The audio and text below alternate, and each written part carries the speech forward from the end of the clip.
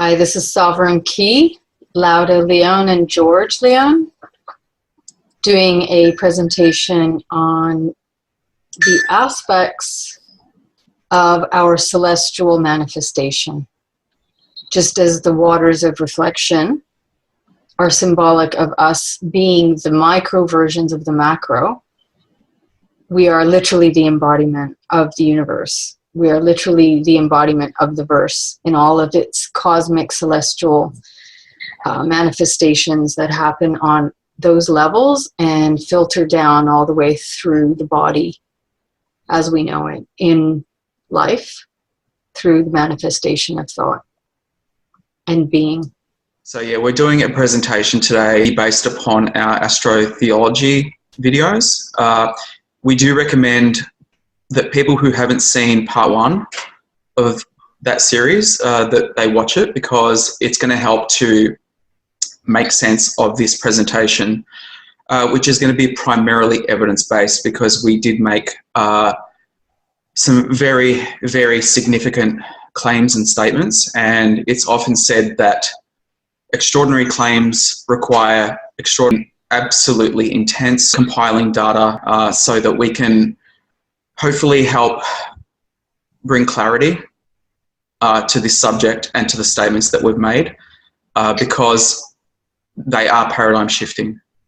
And this does have to come with a warning that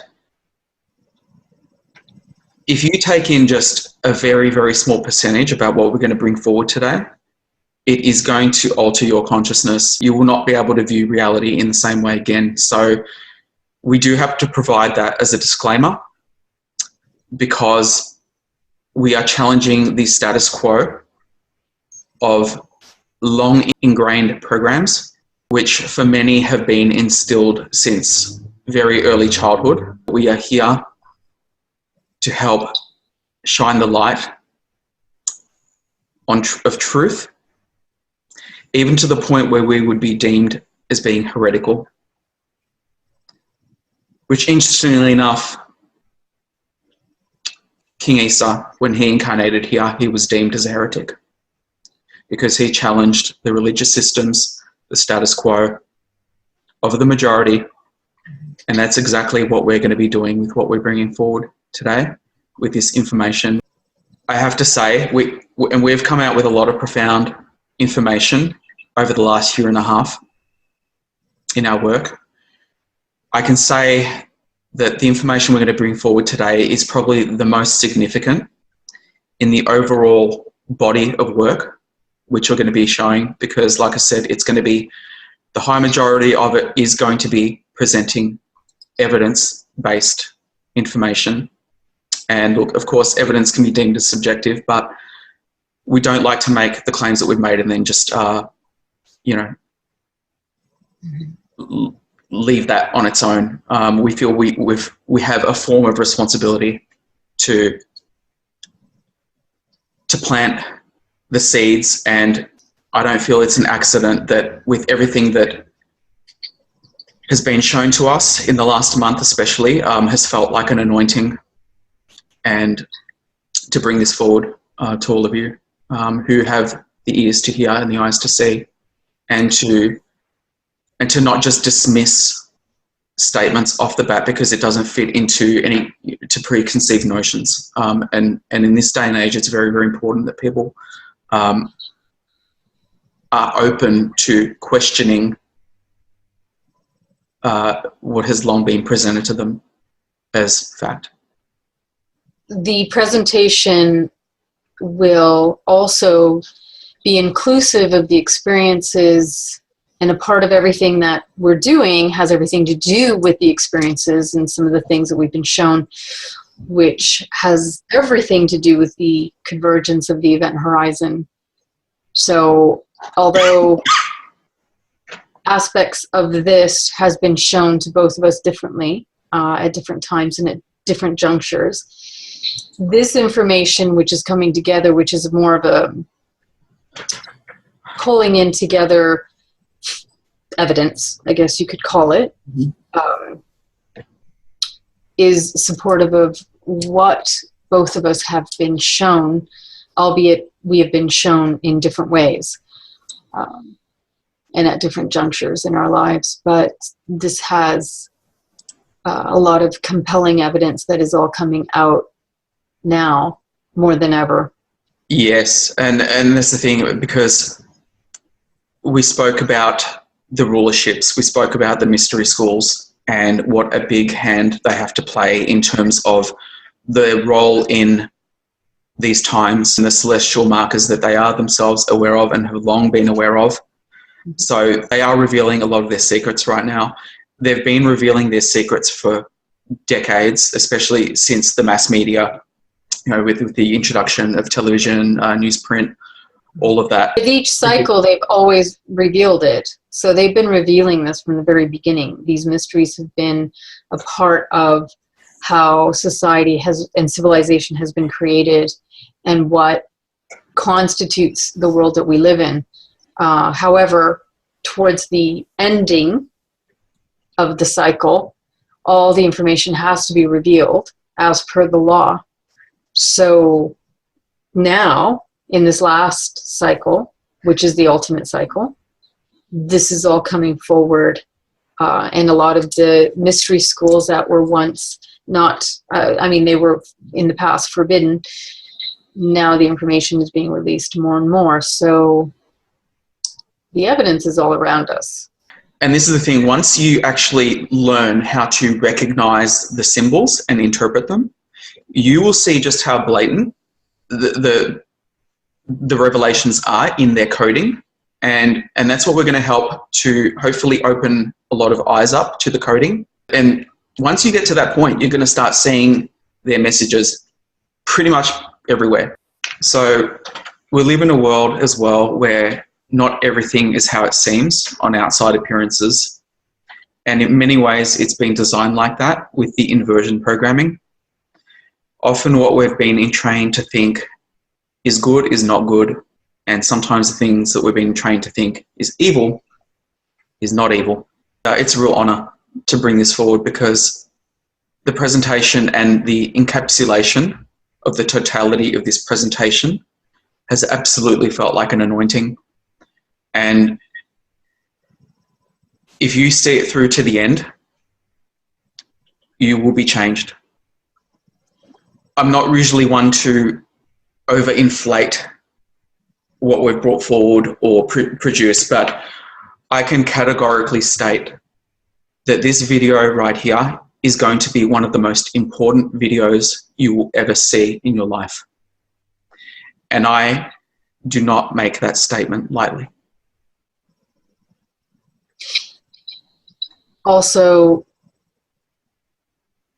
the place that we're at this point in revealing what we're revealing has much to do with timing, because many things have been sealed within us, and there are many carriers that are not unlocked until the said time, the appointed time when these things can start being revealed. So even though we were both witnesses to many of these things, there were aspects of it that were and remained hidden from our understanding.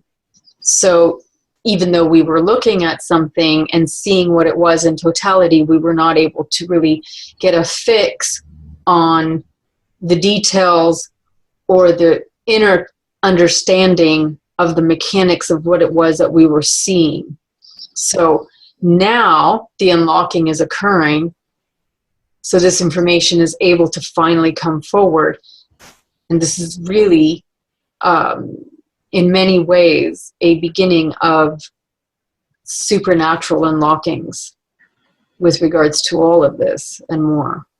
Absolutely right, and very well said. Like we said in last video, we carry the codes, and we are being unlocked at a rapid rate. And we really hope as well, I don't think it's an accident either, the timing that we've been called to bring this information forward. Right, because I could have spoken about everything I was shown when I was 9 years old, but it wouldn't have done any good. So there is an appointed time. We carry the codes because we are the codes and because we create the codes. Yep. So, Okay. So you ready to begin? Mhm. All right. Get the popcorn out, guys, because this is going to be quite a lengthy, thorough presentation, and there's going to be a lot of information to take in with detail, and we want people to be able to cross-reference and also follow the leads in some of these slides. So I've got screenshots where you can go to the sources of the information. You can look at them in their completeness, for example, with YouTube slides. So we're going to start off with Sirius, major key, a major pillar of this Earth construct, this earthen matrix. And this is why we say we recommend people watch the part 1 of our astrotheological discussion, because we do introduce Sirius. But what we're going to do here is we're going to introduce part of the codes of what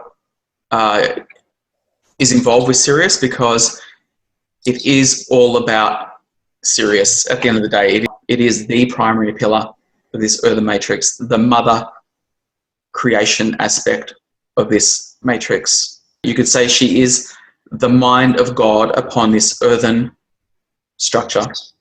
And the mind made manifest. Yeah. So Sirius is given many names. It's always been like that. It's been designed to be like that, even through different cultures and their mythos. And a lot of these gods and goddesses represent the same identities, but there are 3 main pillars involved in this construct of creation and uncreation, and the cycles of death and rebirth with this universal structure, and the cycles of evolution, the spirals of evolution. So we want to help people recognize the code. So when they see movies, hear music, and watch music videos, and they can pick up the symbology. Symbologies as the Virgin Mary, Isis, Inanna, like Rihanna's song, Inanna, what's my name, Inanna. So again, that's just one example of how they make it obvious now of what they're representing. And Rihanna is a major archetype artist representing Sirius in her music, also called Ishtar, Semiramis, Rhea, and of course Lucifer, the light bearer. And we must stress there is a difference between Sirius, the light bearer, and the Luciferian agents who have been entrained and groomed to play negative aspects in their role. Please separate that. It's the dog, wolf star, the queen of heaven, the rose, the desert rose, if that gives you a clue what Sting was singing about, the eastern star, the morning star, the wandering star, the scorcher, the blazing sun. And it is important to note, it is the scorcher, the blazing sun, because Sirius is approaching Earth closer every day. And Lauda has testified in previous video about how heat will be increasing upon the Earth due to the effect of Sirius Coming closer. and its interaction with the core dynamics of this Earth. And it's always been designed like this in the celestial mechanics. Just like we have the rising of the daily sun, there are other celestial mechanics in movement and in tow that are unavoidable, because it does work like the gears of a clock. And that is also as above, so below with us, because what we are seeing happening through all of the celestial bodies is what we are experiencing within ourselves. So. Yeah, well, that's the thing, because all these celestial bodies are energetic bodies. So their energetic body does interact with our energetic body. So we are influenced by all the planets of our solar system, of this universal construct. So there is cause and effect with all of this. And we are electromagnetic beings. They are electromagnetic celestial beings with a consciousness also. Yeah, firing in a sea of plasma. Absolutely. So the electric universe, it is a unified field, bringing the effects of gravity along with it. So they're not mutually exclusive. The dreamer, the dreamboat, the gypsy, the associated with horses, wild horses, stallions, and metaphor. The projector, which I say this with emphasis. The sun behind the sun, and the creator and birther of suns, the igniter of suns. Okay. So the Bible, it is a pivotal work. All the religious texts are, they all provide information of the celestial workings provided through astrotheological scripture and coded scripture. And once you start recognizing the keys, it helps to decode other parts of the scripture, and you'll realize that it does tell a story, and a story of duality. The rulerships of the earth, those who know the secrets, because a lot of these bloodline family members, they were the remnants and the survivors of the past cataclysm, which are cyclical. So the secrets and the records have been passed down through generations going back thousands of years, and they do have the secrets. I'm speaking obviously of the adepts of mystery schools. I'm not speaking about those who are lower level initiates and those who are part of the compartmentalized information structure within mystery schools, because they do have their levels, of course, but I'm speaking about the adepts who do hold the keys of wisdom and knowledge regarding cyclical events and the celestial mechanics. So they have provided a lot of these codes. The Bible and other religious texts are a code book. They have been designed and assembled in code, and the initiates are taught via these religious texts, these Abrahamic texts specifically. And this is a perfect example. In the beginning, God created the heaven and the earth was without form and void, and darkness was upon the deep, and the Spirit of God moved upon the waters. So this star here moving across the waters, you're going to see that star representation a lot in this presentation, because this 5-pointed star is Sirius, and it's called the dog star because it's the God star.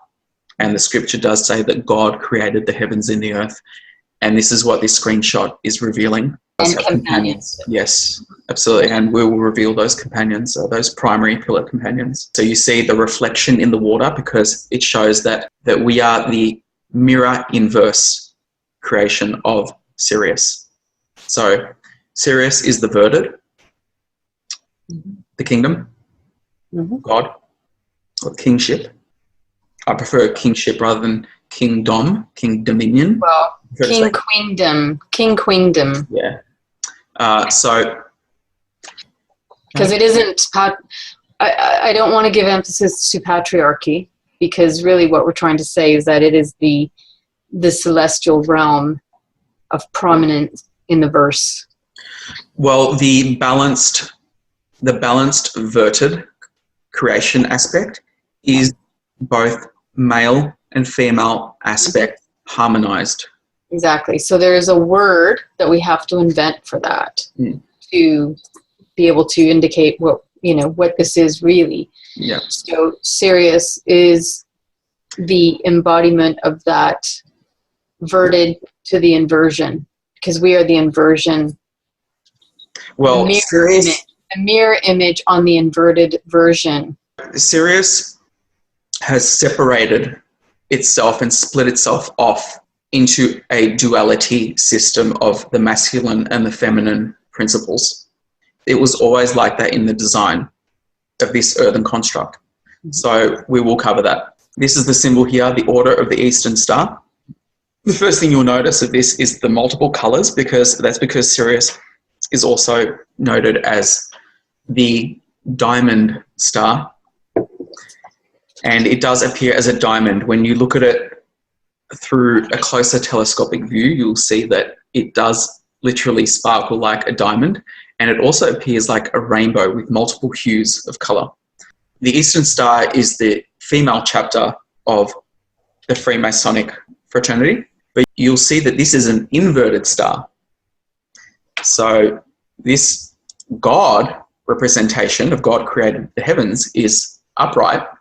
This one here is the inverse, and this represents the earthen operations of Sirius.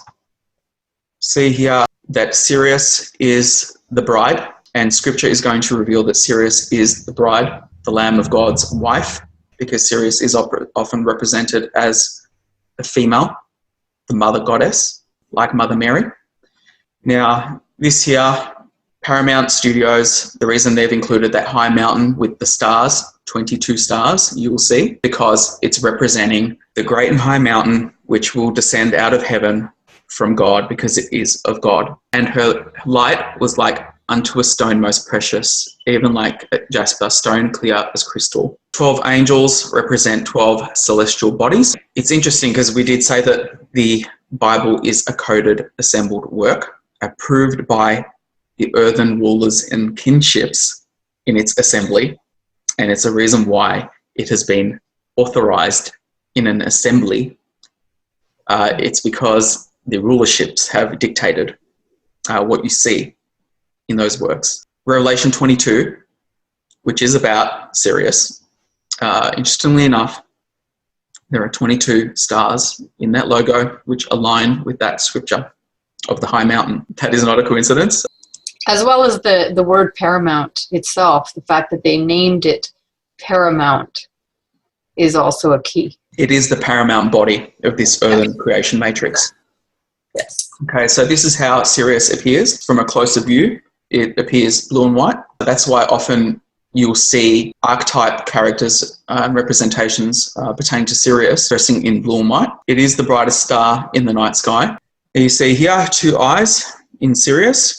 The anagram is Iris Us, because it is the all-seeing eye upon us. Twin pillars are also revealed in the spelling, highlighted there in blue. Now, the alphanumeric, so if A equals 1, B equals 2, the alphanumeric code equals 55 for Sirius. So if you split that into the dualistic, it's 5 to the 5. That's why you'd have a 5-pointed star. Now, 55 breaks down to 5 plus 5 in numerology, which equals 10. Which is synonymous with the binary computer system. Now, we are in a holographic reality system. And a binary projection. Now, that 10 does break down, as numerology cancels the zeros out, so it does break down to the 1, because Sirius is the 1, the Neo. Eve also contains this 5-5 representation in the numerology, and V representative of the womb and the vaginal birthing of Sirius that this birth construct is. Interestingly enough, so V is also 5 in Roman numerology. It also represents, the V, because it's upside down, represents the inverted version of reality through the mirror system. So if you flip the V upward, which you would get the pyramid, symbolic also of Sirius. It does work as a trinity system, and Earth being the inversion of that would be the inverted pyramid. And eventually there is going to be a convergence of those 2 pyramid systems, the root of David. We revealed last presentation that Prince is a major Syrian archetype in Revelation in his art and lyrics and videos. So there you have in this screenshot, you'll see that behind the door, the concealed door, is the light of Sirius, blue and white. And in the wording it says, I mean, it's hard to look at, so if you look at what the wording says on the door, it says projection room. This is a major revelation in this music clip and track called Diamonds and Pearls. We're going to reveal who the pearl is later in the presentation. We've informed you that Sirius is the diamond, and we're going to show much more evidence to confirm that as we go along. You see the piano there because it does represent the verse of this universe. You'll see here the blue and white are the main pillars, and the smaller dimmer lights here, which are in black, represent the shadow projection of Sirius, which is our earthen construct, which is the inverted version of Sirius. When we refer to the mind of made manifest, mind of God made manifest, it is also the mind made manifest of the goddess. Which has also her masculine aspect separated from her, which is going to merge with her as we get closer to the end of the age. And we are going to be revealing the identity of that primary body. And that is a huge key. Okay, so now we have the Columbia Studios logo. Obviously, it's a heavenly body in the sky. That's a major clue, adorned in blue and white. Again, that's the Sirius code, the cosmic personification of Sirius, the light bearer, which is Lady Liberty, the Lucifer star, because Lucifer means light bearer. So it's not some guy with a pitchfork, even though it is fair to say that cosmic bodies and celestial bodies do have human personifications and incarnates. That is important to say. Yes. And it is fair Absolutely. to say. It's vital, actually. Yes. Yeah. So there are people who carry the frequency of particular celestial bodies within their own makeup. And have come in expressly for that purpose. Columbia anagram is a bicolum, which means a co-luminary, because it is a twin pillar system of Sirius, the verted to the inverted. And the reason why the light there is over the U specifically, that's not an accident, because it's over the universe and over you. So there you go. And you are the verse. So yeah, literally, it's all there in plain sight, but it's just a matter of whether you can see the key. Now, this movie, I'm going to be doing a specific video of decoding this movie, because this movie called Knowing, released in 2009, was a major, major, major revealer. Like, it blew my mind, but that's a video all in itself because it's just so loaded. This shows you that Earth is the time capsule matrix of Sirius. This star here represents Sirius. And if you look at the two circles that surround it, you're looking at a binary system. Yes. Within the trinary. So it's right there. Same movie. You have here, if you look onto the red wall, you will see the message, the virtual room, which indicates the projected holographic matrix, which is also known as the dreamer. You notice they're black and white wolves. Mm-hmm. They got the black patches, so it's showing the duality that this earthen matrix is by design. So just like we have hot, cold, light, dark, bitter, sweet, day and night, it is a consciousness construct specifically for the duality experience and everything that entails. Yeah. The good, the bad, and the ugly. Statue of Liberty. The initials are SOL by design. She is a representation of Sirius, Isis, Lucifer, the light bearer, the solar logos, mind of God, shining the light and the lamp upon this earthen matrix. Now, in this form here, Sirius is shown in her androgynous form, not her feminine form. So this is the merged form of Sirius with her masculine aspect.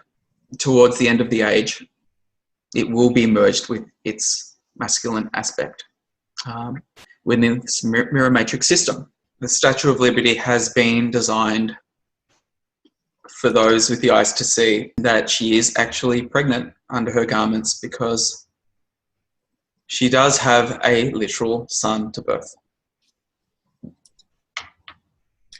Hence the fire that she's holding as well. Yes, and we're going to provide the secret as to the ignition process, how that's going to come about celestially. When we spoke about the Jesus crucifixion being a cosmological allegory, we're speaking about that aspect. When I refer to Jesus from now on, I'm going to refer to him as King Isa. You'll know I'm referring to Jesus, or what you know as Jesus. And we don't go by the name Jesus, by the way, because we know that is not his actual name. It was actually Lauder that informed me that the letter J and the pronunciation of J was not even in the Greek or Hebrew lexicon 2,000 years ago. So it is part of the re-legended Roman structure and religious system, that identity. Now, in saying that, when people pray in that name, Isa knows where you're directing your thoughts and intentions. So that's why there still can be miracles, and he hears people's voice, will, and projection towards him. So there is still power, because the power is in your intent and what he knows of your heart. So we're not diminishing at all the true identity of the King of Kings. And I did tell you in previous video who did send Lauda directly.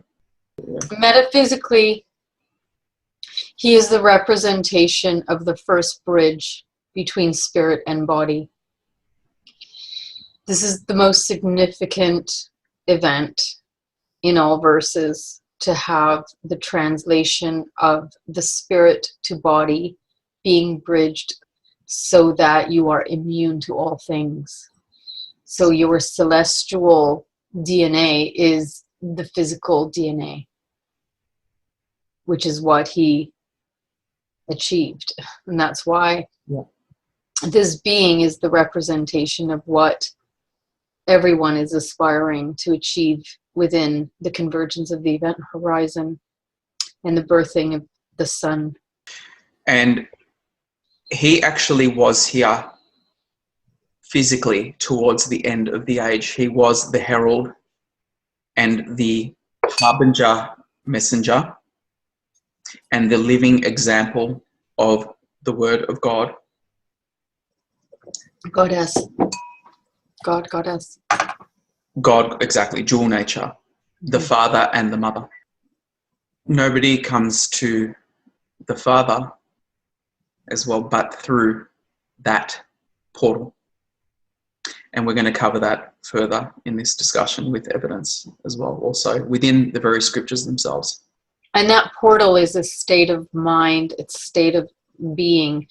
It's the ability to transcend matter through the energetic of the spirit. And if you are aligned with that consciousness, you do get to merge and move through that portal in transfiguration.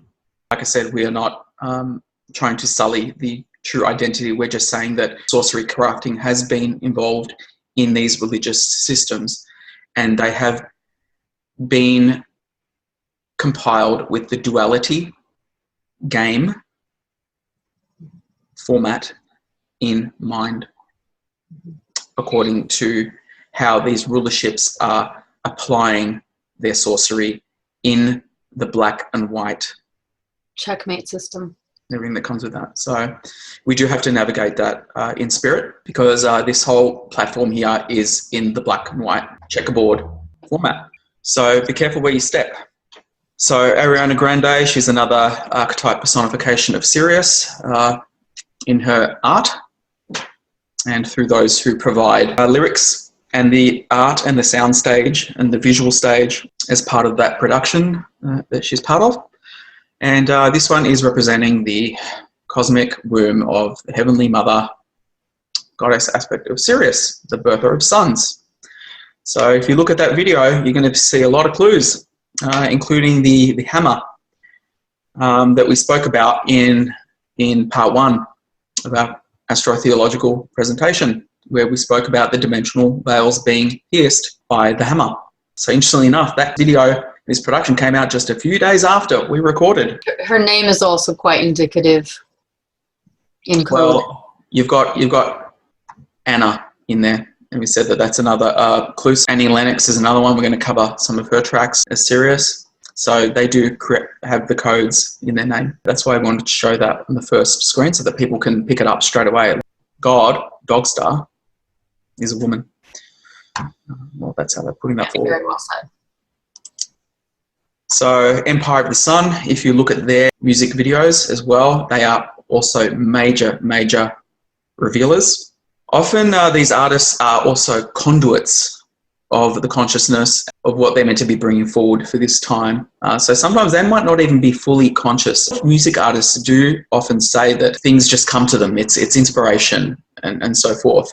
Now, obviously, there's two sides to that coin. There can be there can be inspirations of the good spirit. There could be inspiration of a spirit that is otherwise. So look, people have to discern in what spirits are in operation with these projections within the duality construct. Obviously, blue and white, as we've covered. Empire of the Sun. It is part of the Syrian Orion empire, which creators create creators. This is there's logoses and there's sub-logoses, and this is the spirals of creation. So we are part of a universe, which is part of a multiverse, and there are other empires which are part of that.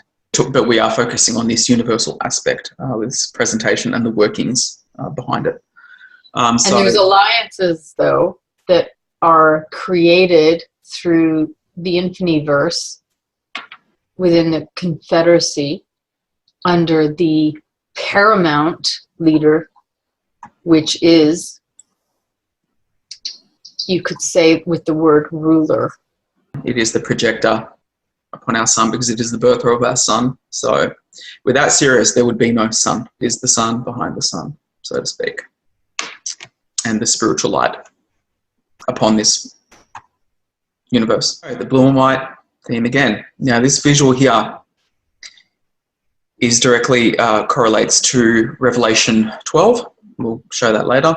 You see the celestial crown. It is representative of Sirius being a celestial body, and you will see she's crowned with stars, which are also celestial bodies around her. You said a star is representative of cosmic bodies more often than not. And there you have a golden door. That will be symbolic further down in this presentation. Mother Mary image is based upon Bible Revelation 12, which is synonymous, also directly correlates with the blue and red Kachina Hopi prophecy. This is all about the celestial war in heavens based on the long secreted foreknowledge of cyclical celestial mechanics and their associated effects. There it is, the 12 stars, which we saw around her head. The Geneva Bible is actually the Bible that was published prior to the King James Version. It is more accurate to the original version from the King James, although we don't know how original that copy, but at least it's probably better than the King James. Well, the Hidden Hand authorship as well, who's part of the mystery schools, recommended that people study into the pre-King James. And it's not an accident that the mainstream is all about King James, and they just ram that down your throat that, no, if it's not King James, then... Yeah. And that's programming. It's very difficult to find Bibles, the original Bibles, or the original transcripts prior to the meeting that occurred to compile the Bible, the Council of Nicaea. Is very difficult to locate what are the real scripts, but the Geneva is at least more accurate. So here we have in Revelation 12, which is significant. 12 is the 3. This is all significant. All of these numbers are not there for no reason. Exactly. It's by construct design. That's why Revelation 12, 12 disciples as well, because we are now, just like the 12 disciples represent 12 celestial bodies, this Revelation 12 is covering celestial motions.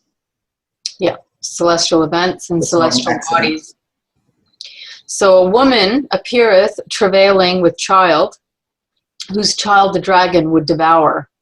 But Michael overcometh him and casteth him out. And the more he is cast down and vanquished, the more fiercely he exercised his subtleties. So we have the woman travailing with child, giving birth. We have a dragon who's out to devour. We have Michael who comes in to protect the woman.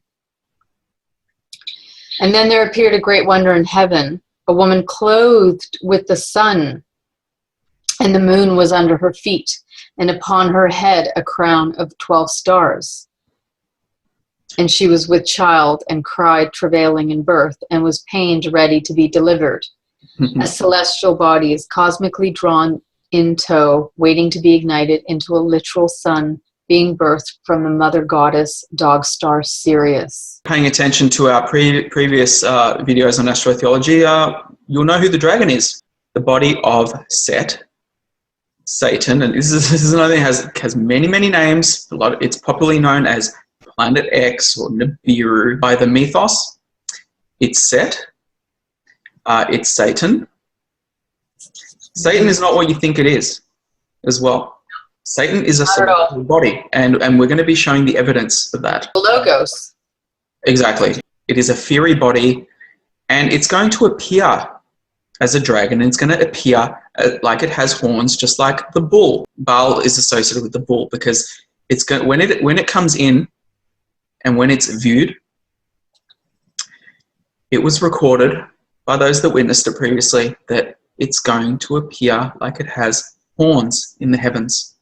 All these celestial bodies have physical manifestation in their appearances, and this is the reason why you have depictions of them with tails, with colors, with horns, and this is all depicted in Sumerian, Akkadian, ancient Egyptian.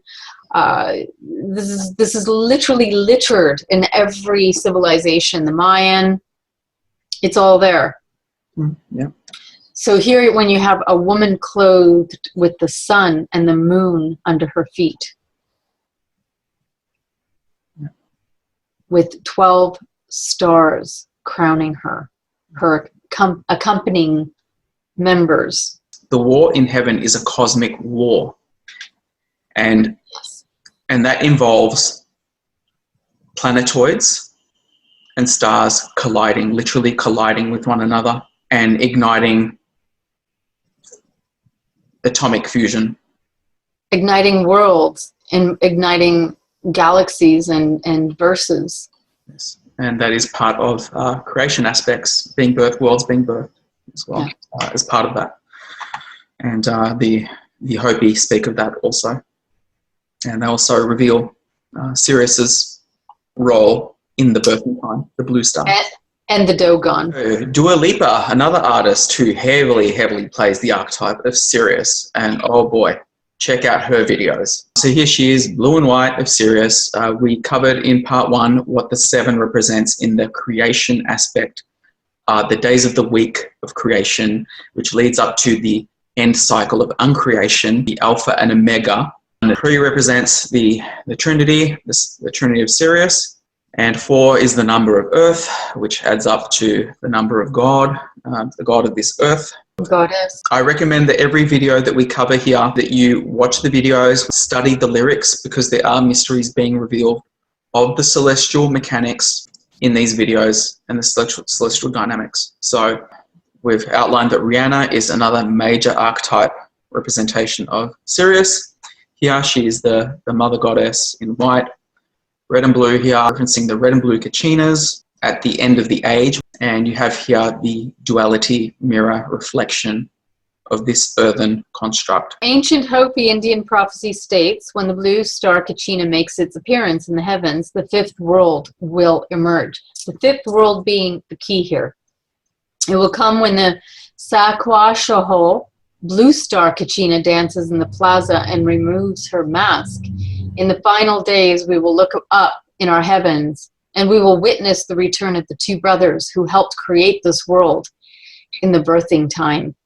Not far behind the twins will come the purifier, the red Kachina, who will bring the day of purification. On this day, the earth, her creatures, and all life as we know it will change forever. There's the testimony of the red and blue Kachina, which is also directly referenced in the Bible. Government bodies around the world have invested hugely in telescopes. They're watching these bodies very closely. They're watching 3 primary bodies in motion right now, and they're going to provide the markers, the specific markers, even for them to know when to make their moves and what to do. They do observe the stars. They are the signs in the heavens, which reveal everything that's going to happen in the script of this holographic projection matrix. These 2 brothers that are coming in that the Hopi speak about are the 2 brothers that originally split off in creating the dual systems. Yes, and do you want to know who those two brothers are? Cain and Abel. Yeah, exactly. If you read Bible scripture as everything is literal or mostly literal, you're going to miss a lot. Cain is the split off part of the Canis major system. So it's the body of Sirius that split off from her body. And Abel was also known as Bel, which is what became Baal. And we're going to show the evidence for that. Cain killed his brother with a rock, didn't he? Mm-hmm. Yeah. A celestial rock. A celestial rock, yep. So, again, we're here to reveal mysteries, and you can discern that for yourselves. You can study, look into it. We do not want any one of you here taking our word for things alone. We're not here to dictate what truth is. We're here to plant seeds. Revelation 12. The last part here is relevant. Okay. And there appeared another wonder in heaven, and behold, a great red dragon having 7 heads and 10 horns and 7 crowns upon his heads. Celestial bodies. Yes. And his tail drew the third part of the stars of heaven and cast them into the earth. And the dragon stood before the woman who was ready to be delivered to devour her child when she had brought it forth. So she brought forth a man-child, which should rule all nations with a rod of iron, and that her child was taken up unto God and to his throne. Yes, and we're going to reveal which planetary body is made up of that rod of iron and that is going to be raised as a logos, as a planetary logos in Transfiguration. M83, check out their music clips as well. They're also revealers. This is the light of Sirius. There is going to be a reunion. It is coming closer to Earth. It is part of the kingdom come. So, and it does cyclically return at the end of the age as the I am Alpha and Omega, because it was here at the beginning of the creation, and it is going to be here present at the end. I am the Alpha and the Omega, the beginning and the end, the first and the last. And the kingdom come and the gathering does come with this event. And when I speak of the gathering, commonly referred to as the rapture, but I call it the gathering and the great gathering and harvest. Now, these 2 verses here, because we say this book is it's coded by the mystery schools, 22 plus 13. So that scripture verse and chapter, you add them up, it adds up to 8. The number of infinity. It's the spiral of life. And whether it's a spiral, an upward spiral, or a downward spiral, it's still a spiral. Mm-hmm. Although this last cycle is unlike the other cycles. This is an extremely unique event in the Infiniverse. So maybe Keanu has an idea of what's going on. Now, this is Keanu Reeves' band, Rockstar, Sirius. And I don't know if you can read here in the small type, but it says happy ending. Because when that kingdom come, it is going to be a very happy ending for those who evolve beyond this matrix construct and go through the golden door. We do have to go through the darkness before we reach the light, so to speak. And on that note, I just want to say that much of our work, we go by spirit, we go by our intuitive leanings. We don't really plan a lot in advance. We go by intuitive guidance and by our spiritual leanings and urgings. We know that we have come out with a lot of intense videos, but I kind of realize now that in many ways we've had people confront the darkness. We've confronted a lot of the heavier aspects of what's coming because the hour is late. We are minutes to midnight, so to speak. That we've basically we've been taking you through the darkness so that you can transfigure and go through the alchemy of confronting the darkness so that you can be ready to face the light also. And be empowered. And to be conditioned to coming events, and so that you can unlock and not crumble. So remember. Exactly. And to not be afraid.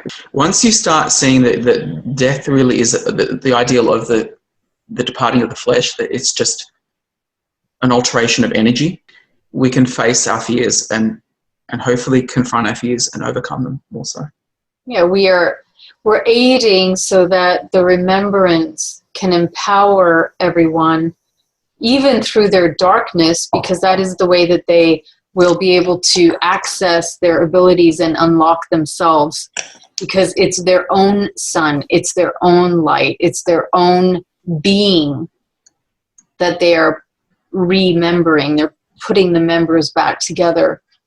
And in that, there is a refining through their own fire, and that casts out all darkness. Led Zeppelin, like I said, they've been revealing for decades. Now, I don't know whether these band members are conscious of what they're revealing, whether they're part of mystery schools themselves. They could be. They could have had compartmentalized information come to them. But this album cover, I don't know exactly what year it was released, but it's decades old. Celebration Day.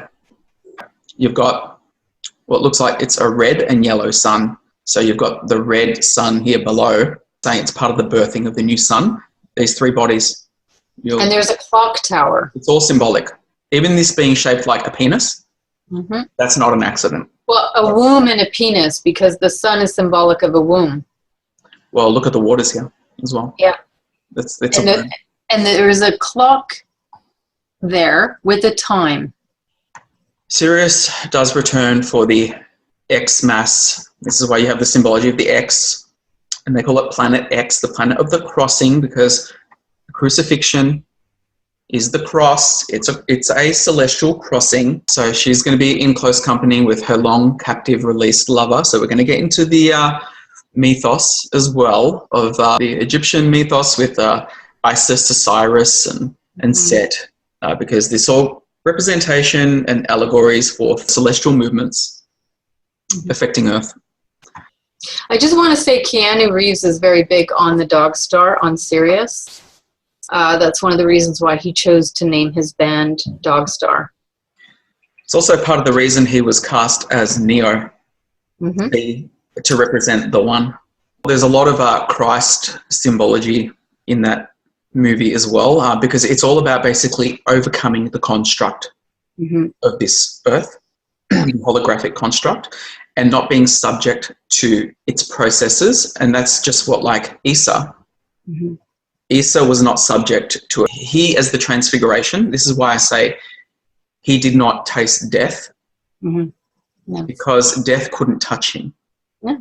He was here at the end of the age, and he was raised. He was literally raised, incorruptible, but was not crucified, because the crucifixion is completely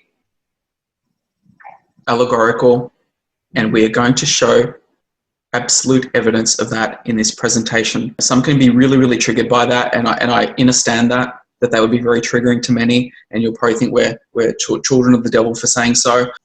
Lauda has intimate knowledge as well. She's going to speak about that at a later date when her spirit compels her to. There is an intimate knowledge there of his identity and this all, and everything that is happening and occurring, and every single thing within the real that is being experienced here onto the finishing point. And just as there is going to be a gathering at the end of the age by many who will not taste death, it was the same for him.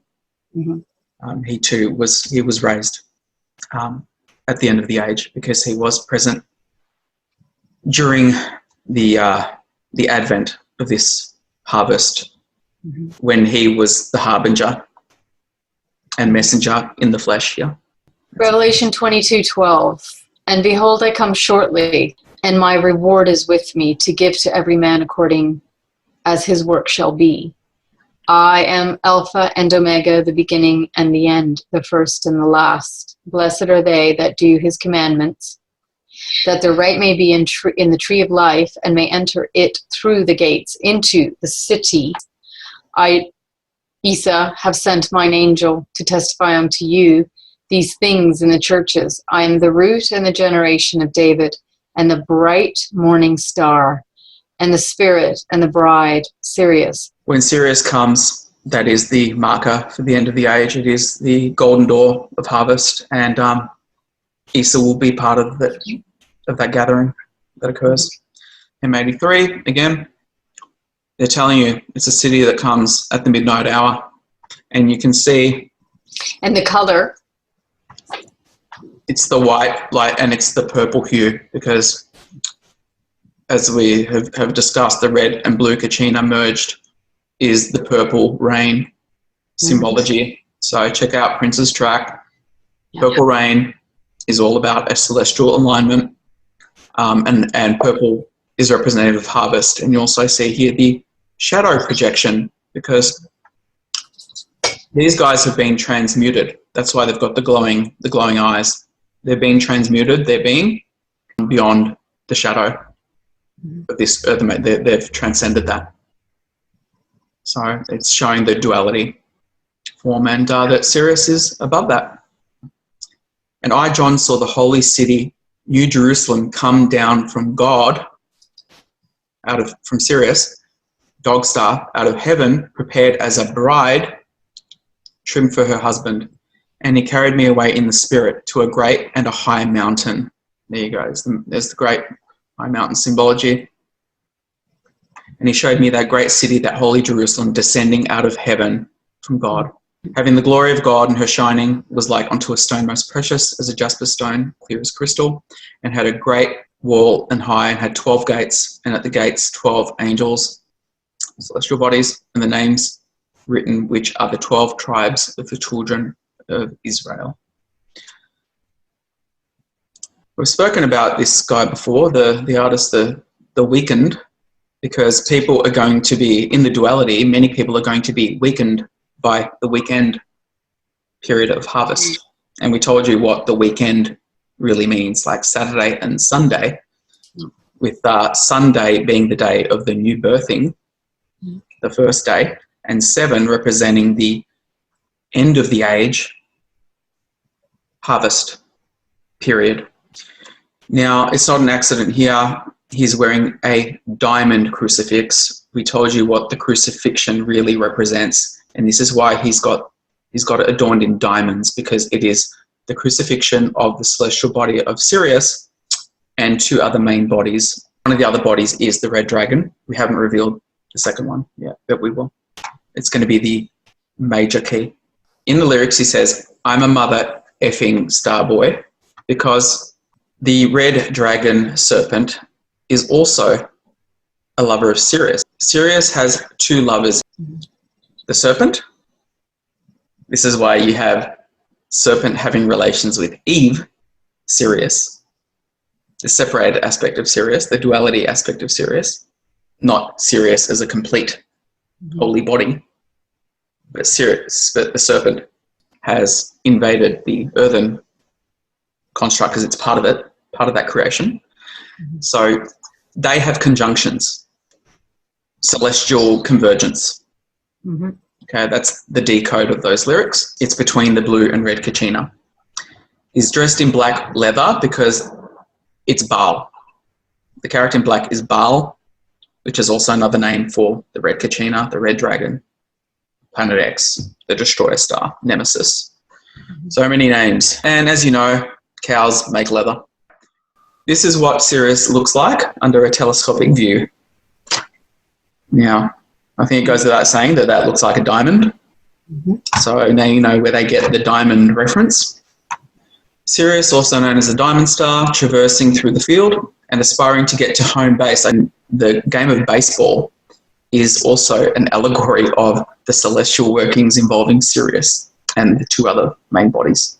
going to the field and aspiring to get to home base, which is the exit. And it does have a V, the vaginal birthing placement within the cosmic egg of Sirius. And you'll see also a cube, which is the running area, because we're within the matrix cube right now. You know, it's part of the holographic design, is that it's a cube fractal creation. That cube area is the running area for the player wanting to reach home base. Home being the original entry and exit point outside this universal matrix womb of Sirius. So we have here the stairway to heaven.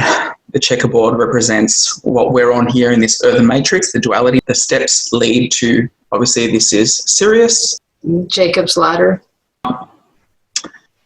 So the stairway to heaven is obviously symbolic of traversing beyond this earthen realm duality system of mingled overworld and underworld dimensions, and their creative will principles combined within this earthen matrix construct. So these are the other two main pillars with Sirius here, who has her own pillars represented, which were also shown. And these are the integral influences, these three bodies involved with Sirius and the celestial aspects in effect. Okay, Empire of the Sun. Another group that I could do hours of decodes outlining their hidden messages and mystery revealings of the celestial workings. So here you have Blue and White, solar head, obviously. This is Sirius. It's guiding and towing another body, which is shown here with straps. We're going to explain this further as we go through the presentation. So this is what occurs through celestial movements and conjunctions and alignments that are going to take place prior to the birthing of the new sun, the Virgin Mary, Sirius's new sun, literal sun, S-U-N. And we're going to reveal who that child of God is. So in the same video here, we informed of the true meaning of the crucifixion in the mystery school coded allegory presented within the Bible. The Bible meaning two bulls. Now, two bulls is two L's. Even the word Bible ends with the two letters E-L, because it's the two lords, which are jewel lords. They're actually literally in a celestial jewel. We'll get to that. You have here three crosses. This is the red kachina. This is the blue kachina. And this is symbolic of the new birthed sun, so the other celestial body that's going to be birthed into a literal sun. And it's a death procession because our current sun is actually dead at this point. Mm-hmm. That's why the new sun needs to be birthed in the celestial movements and mechanics by design. Mm-hmm. Yeah, it is, and that is the reason why we're having a lot of the phenomenon we're experiencing and will be continuing to experience as this happens, as this... Yep, and that's why we have sun simulators actually hiding the sun that is darkening. Mm-hmm. And doing very anomalous things because it is dying. Back to The Weeknd. This song, The Starboy, it's another revealing track. You have the celestial crucifixion of, and it's in red because it's synonymous of the red dragon's role during this crossing. You have here, obviously, this is Sirius. He often plays the archetype of Satan and Set in his art. Now, he goes by the name, his offstage name, whether it's another invented name, that apparently his Christian name, so to speak, is Abel Makinan Tesfaye. Now, I've highlighted in capitals this because it's an anagram of Set. So there you go. Abel and Set, it's synonymous. Okay, so this is why we're putting that forward as evidence, because there's several songs that he's playing the archetype of Set. Our names are indicative. The codes are also in our names because when we manifest physically, the law states that those codes must be revealed, not only in our names, but in our numerology, our astrology, everything within the physical manifestation of our sparking. So you have here a solar disk, the horns. It's golden because it does play a pivotal and major role in the golden transfiguration effect at the doorway at the end of the age. Fire sacrifices were made to this celestial cosmic body of Baal, Set, Satan, in knowledge of that Lord being a fiery devourer, dark star with its own consciousness. The conscious energetic bodies of Sirius, Jupiter, and Set bear major influences on the minds of humanity, womankind. And now I just gave away the second pillar. Yeah, I know, I was going to say.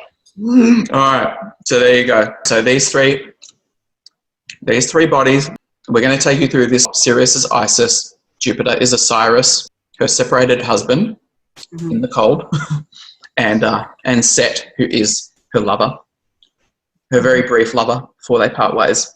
And there's been so much music and art dedicated to telling this story because it is a tale as old as time on Earth. So it's very, very heavily referenced by the adept mystery scholars that do know and pass this knowledge and information down.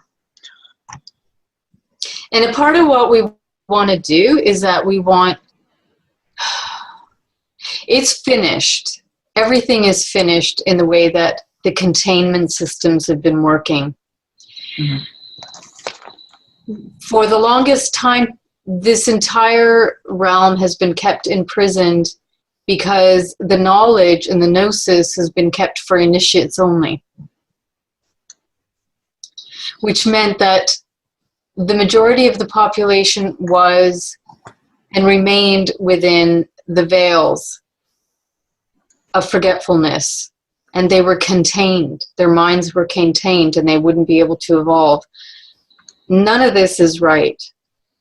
So everyone deserves to know, because the unlocking is within us. The kingdom of heaven is within us. The queendom of heaven is within us. So we are the initiates of our own universe. In the making, passing through the fires of initiation just in our daily lives. Yeah, we are pure alchemy at work, literally. We are electromagnetism moving. We are that becoming. Well, becoming and some unbecoming, because in this dual reality. But we can get into that after. Yeah, there's the opposite in effect. Yes. But really, it does really come down to, there's a lot of great religious teachings. The teachings, the white squares, which focus on the goodwill aspect in our behaviors and in our thoughts, and loving others and treating others as we would like to be treated and loved, but also having the wisdom to know when to enforce boundaries, against other entities that could bring you harm. So it does need to become with the wisdom, because we can't be just naive in our conscious behaviors and just being open to everybody, because not everybody is the same as you. And so we do have to have the wisdom to know how to navigate that. And we do want to focus on that aspect in our future presentations, but obviously we've been called to bring this forward first. This knowledge is, to liberate and ignite. This is why the ancients described as like a dragon and like bull's horns. It will appear as a dragon when the system comes closer and comes in like a thief in the night, as the Bible exclaims. Back to the film Knowing. Pay attention here to the sign. I'm sure many of you would have seen this movie. It's been around, it's 9 years old now. So you know how it ends. It ends with fiery destruction upon the earth. That's what's going to happen, because that's what I was shown. This is why the powers and governments of the world don't spend trillions of dollars expanding deep underground bases just because of some fake alien holographic invasion or some other tech games that they're going to play. There is a very real and present threat. We're just trying to help prepare and condition people to events which part of the cyclical celestial mechanic framework here, just like the sun rising and setting every day. Okay, there's a time for another sun to rise and another sun to set. We're in that period of the age, so This is a huge opportunity, though. As this is happening celestially, it is also happening within us. So as difficult as the process may be of birthing through the fire, the result is the most amazing experience that any being would ever have. Yeah, it is. It is. And we're here to help people overcome fears and to help with the transfiguration and to help them break the spells of entrainment and programming and suppression and the long ingrained ignorance that has been often enforced by many organized groups which have been established by the mystery schools, playing their chessboard operation role and organizing societies, as you say, in civilizations, in accordance with that, both the black and the white squares in the operation. We're going to give with one hand and then we're going to take with another hand. That's how they've been working this. So interesting that the logo there, Nate's, which is set on, as you stated, is within the form that it is inside, and the colors are also significant. And below that, you see 369, which is also not accidental. No, it's not. The 369 is all about the universal construct. I think it was Nikola Tesla that said it's all about the 3 6s and the 9s in this universal matrix framework. So yeah, set on, it's code obviously for Set and Satan. And I'm going to keep emphasizing this. Satan is this red dragon, red Kachina star. Okay? So please try and put some of that programming aside. They're revealing it on the Black Sabbath cover that I included in part 1 of Astrotheology, which talks as well about the ultimate collection that's going to take place, and it shows the little body of the Satan figure, you know, the archetype representing the red dragon star. Okay. So, same movie, shortly before the red dragon star devours the earth. We have this scene here, and they always plant these little subliminals, you know, though it's pretty obvious to those with the eyes to see. You're going to see here it's a dragon, serpent-like figure on the banister, because it's got a tail, as the Bible scripture outlines as well. It's included in this part of the scene because the devouring beast soon comes. Nicolas Cage is the protagonist in this movie. Now, we all know that Saint Nicholas is another reference for Santa Claus. Now, we decoded who Santa Claus really is and his role in the harvest. Code for Satan, the destroyer star. And Nicolas Cage, because he's caged and bound until release, and he's going to be bound again for 1,000 years, where the influence, where the conscious influence, once it departs from this matrix, it departs more so, it goes outwardly. Influence is bound for 1,000 years. And then after 1,000 years, its influence comes back to affect the minds of humanity. Humanity. Womanity. No, the codes are everywhere. You know, if you're going to examine them. It's everywhere. You can't not see it. It's either a single cover or an album cover. I don't know the title of all these albums, but I feel it coming. Red serpent, red dragon, purple, for harvest.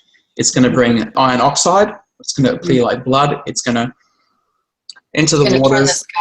It's got the darkness here because it comes in the darkness, okay, during the literal 3 days of darkness. So they're highlighting that as well, that it's when the sun and the moon and the other luminary bodies are going to be eclipsed at the time of its arrival. This track's called Reminder from The Weeknd. Now, it's the reminder of the Starboy that's coming. Starboy is code for the red dragon star, obviously the red crucifix, okay? It's got an arrowhead because it's going to penetrate upwardly. It's going to ariseth.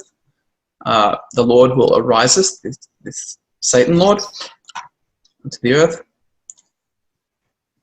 And it's going to be released from its dwelling place, okay, because it's That's how the Bible describes it. It's the dwelling. It's in the dwelling place, which means it's its own house, its own contained house until it's time for it to be unleashed. From Micah 1, the Geneva Bible.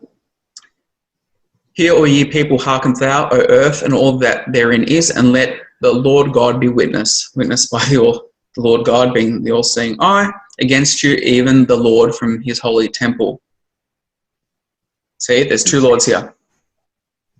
So there's the Lord God, and then there's another Lord. And this is why I say the Bible, you have to differentiate between Lords. Because obviously I didn't mention it in the last video, there's Lord Jesus as well. You have to navigate that. The Lord cometh out of his place and will come down and tread upon the high places of the earth, and the mountains shall melt under him. So shall the valleys cleave and wax before the fire, and as the waters that are poured downward.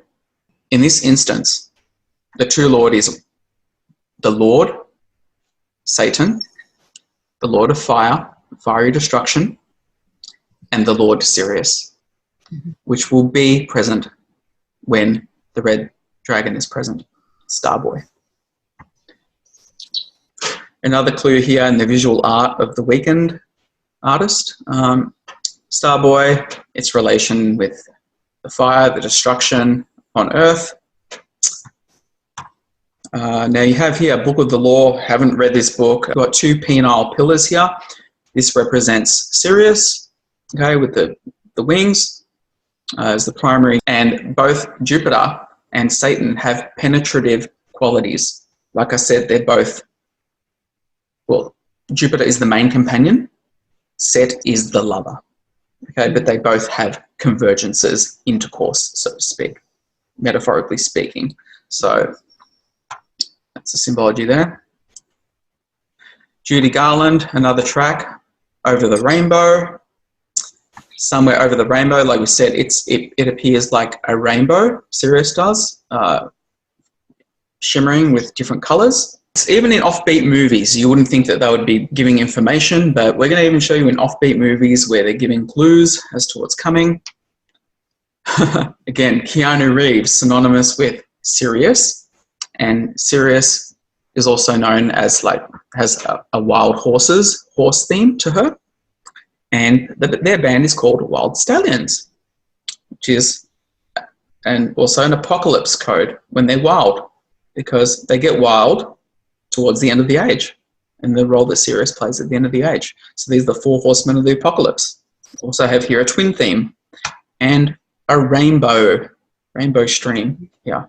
We're going to show you the horse theme in Rihanna's track Diamonds, okay, which is also a music clip showing how at the end of towards the end of the age, things get more chaotic and hectic and intense, social breakdown in the celestial changes that occur, and the disasters, the breakdown of what we've taken for granted in a civilized society with all the conveniences of it.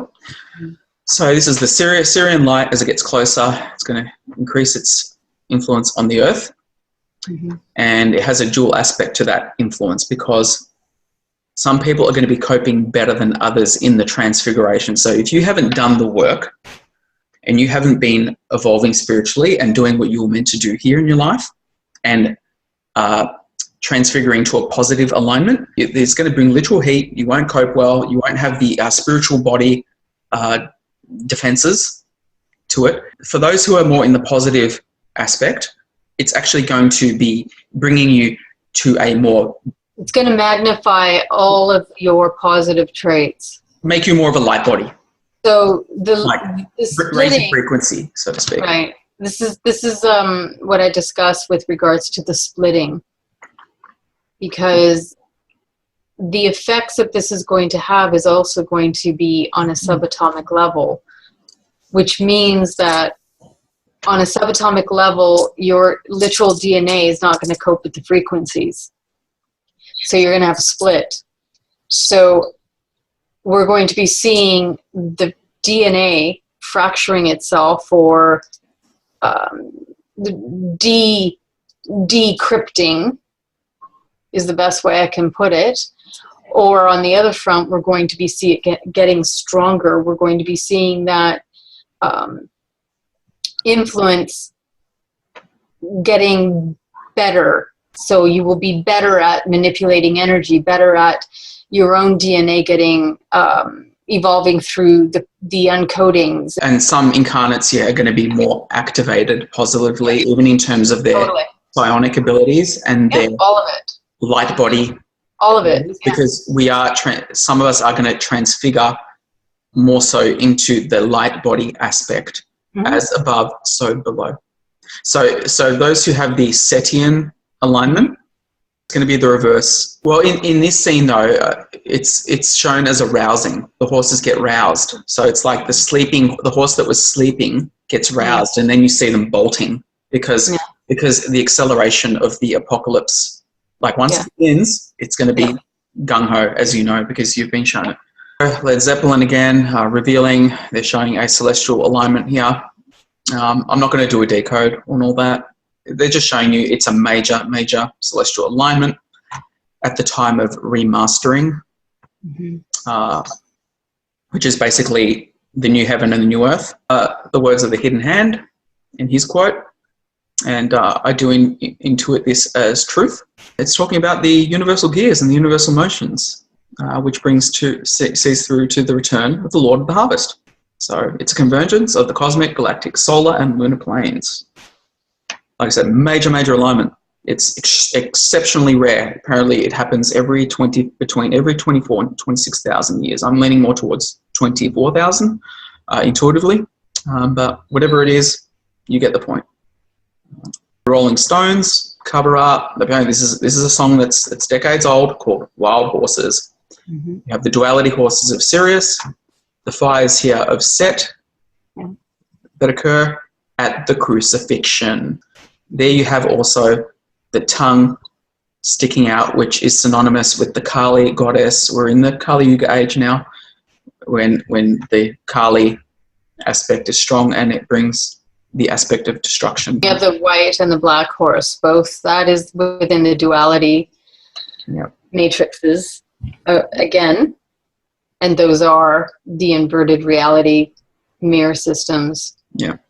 Interesting here as well, you have 45. So you have 5 as the number attributed to the numerological aspect of Sirius is 5. 4 is the number of Earth. 4 plus 5 is 9. 9 is completion, because the crucifixion happens at the 9 stage of completion. So,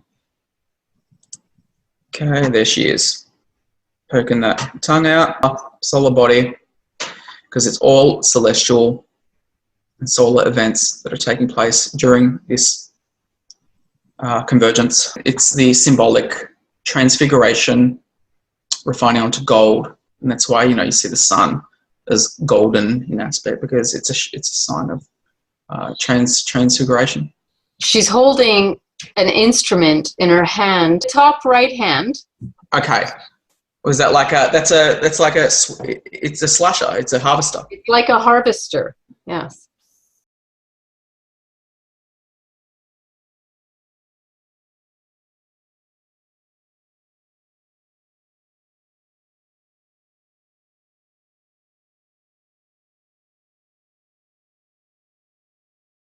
Yes. And we're going to get to Slash later as well. Guns N' Roses. So here's another clue here by Dua Lipa in her song Hotter Than Hell, the light of Sirius behind her. How in your face is that? Okay. Scorcher, the blazing sun. Here we have Eurythmics with the lead act there, Annie Lennox. So again, Annie, Rihanna. She's a major Sirius archetype as well in her art. You'll also notice all of these artists carry an androgynous look to them.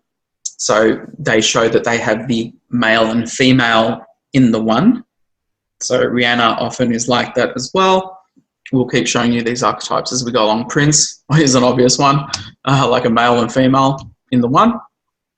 And the truth of the matter, though, is that evolved incarnates usually do harbour a healthy balance of both the masculine and feminine principles within their being. And it's usually a sign of wisdom and positive evolution.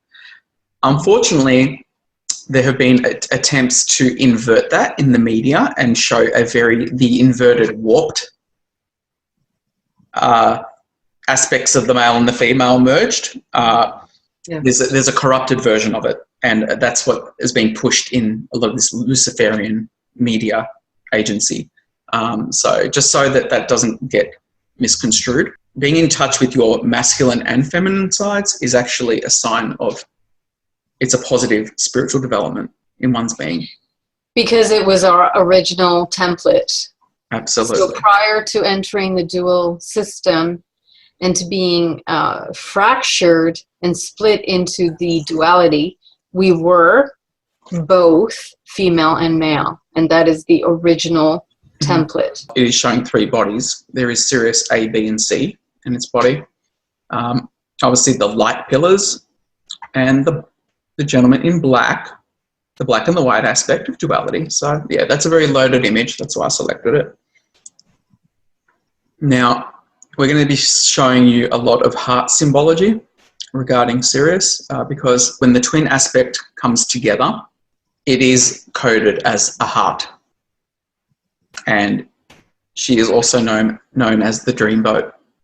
And we are within her boat. She's having a dream and we're part of her dream. And just experiencing creation through that duality and that splitting. So here you go. We have, again, the dog All-Star, 3 bodies of Sirius. And it's a triune system. Now, this is interesting because this shows the dualistic aspect of Sirius, that when the world was first created, even the dualism form of the world, it was still pure.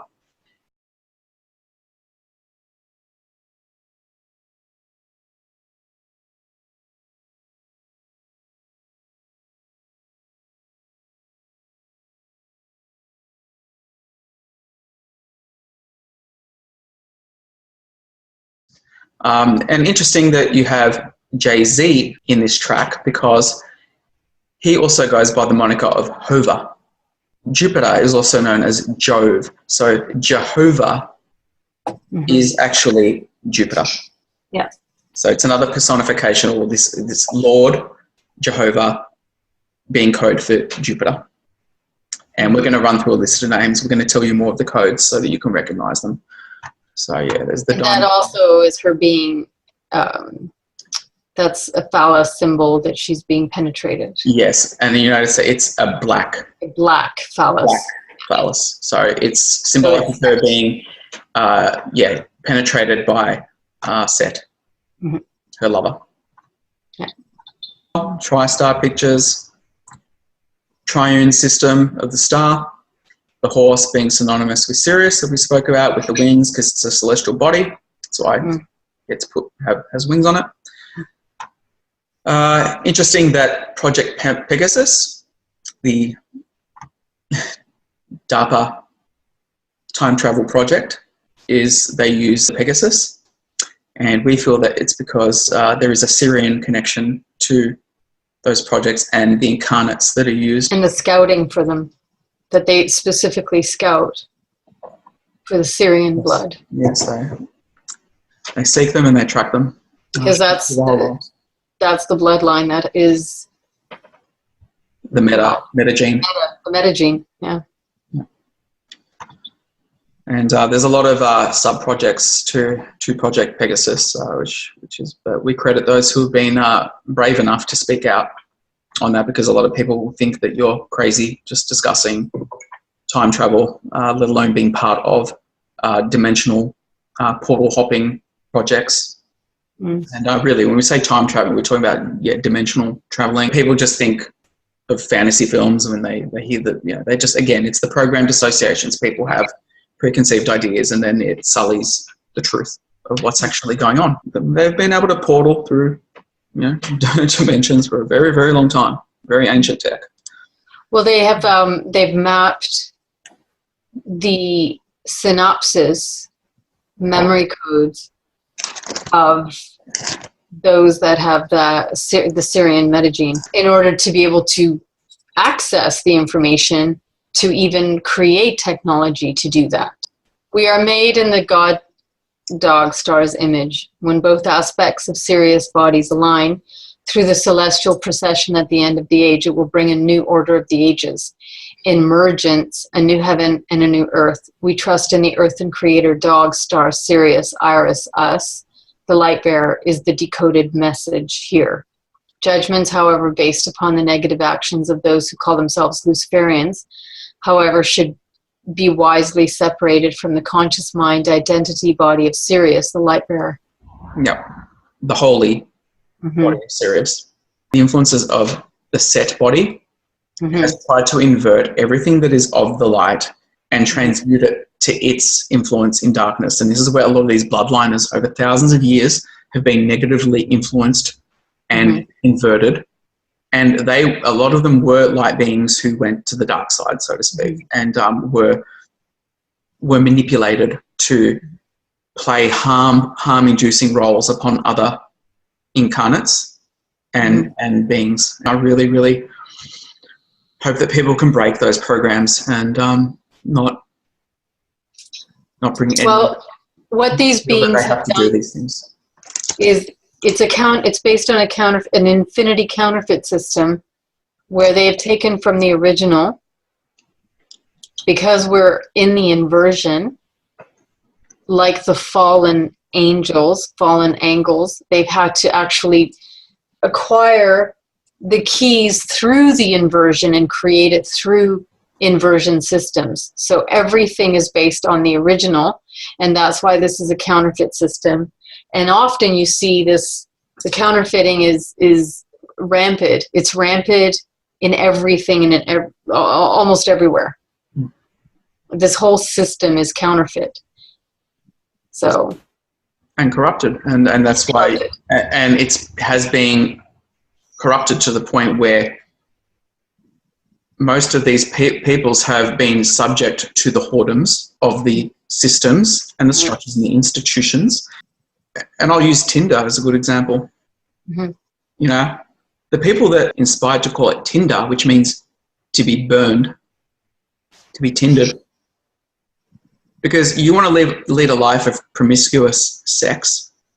People don't realize how much damage that does to when you just give into a life of vice. You know, and I don't want to judge anybody or anything like that. I mean, I only look at behaviors. I don't judge anybody. I just judge behaviors. And it's feeding the flesh. Yeah, and look, none of us are perfect, but what I'm saying is there are certain tools and things that are instituted by design as part of the trap systems. And if you, let's just say they've made it very, very easy for people to dig holes for themselves, and pornography and the internet and the easy access and availability of pornography is another aspect of that. And that's huge. And you know, and it's terrible because it literally can reprogram your mind. Your entire brain, You know, and there's been studies done that, it literally alters the brain chemistry, and our brains can be like computers, and the powers that be know that, try to reprogram them onto their detriment. Okay, so Sia, which is interesting phonetically, Sia is a Sia, which is the all-seeing eye. Now, this is another Sirius archetype, like Anielix, Madonna. The clip personifies the body of Sirius at the door, the all-seeing eye. The song is titled Chandelier. Now, you remember the Weekend track where we saw the chandelier? So that confirms that code. That 2 is another reference to Sirius. The number 7 is at the door because, as we said in part 1, Sunday is the new birthing of the sun at that stage of the age. The 7th day is Saturday, set day. Number 7, it's telling you. And look, the house is debilitated because towards the end of the age, the house becomes debilitated. It becomes corrupted greatly. I recommend people do study this particular track by Ariana Diamonds. The Woman of the Sea, the Star of the Sea, Sirius. But here she is in a crucifixion pose, and you can tell because she's even got her knee slightly raised, and you see that in the Jesus on the cross depictions. She's in white. She's in a holy form. Yeah. Sirius, the diamond star, is integral in its refining function and seen through to the end cycle of the age, representative of the cosmic crucifixion crossing over the plasma sea in the age. And towards the end of the age, Prince again on his album cover shows here, we told you this is a celestial symbol here of celestial alignments. And when that occurs, there will be chaos and disorder in the world because things are going to fall apart, literally. So, you have here the romance theme between the celestial bodies. Obviously, she's glittering here like a diamond, so she is playing Sirius again, Dua Lipa. And you have here this is Earth, and you have the plasma sea over the Earth, as we've revealed that this is a containment system surrounded by a plasma sea. And the high-level initiates have known this. Interesting, the letter D is the fourth letter of our alphabet. 4 is the number of Earth. And the 4 primary elements. Turn the D letter sideways and you have a dome. I wonder if that's an accident. So the number 4 derives its meaning from creation. And interestingly too, because on the 4th day, termed Creation Week, God completed the material plane on the 4th day. And the Lennox, again, the dual mirror twin system, and the lights of Sirius, male and feminine traits. Just another example. Ariana Grande again. So this is the cosmic crucifixion that's happening. That's why you have this symbol here. And it symbolizes here the spirals of creation pertinent to the crucifixion aspect, the celestial alignments. This symbol here is very important. We're even going to show you that this symbol is actually depicted in architecture, the grounds of the Vatican as well. Have a look at this. So this is telescopic view of Sirius. And now compare it. And obviously the light of Sirius flowing through.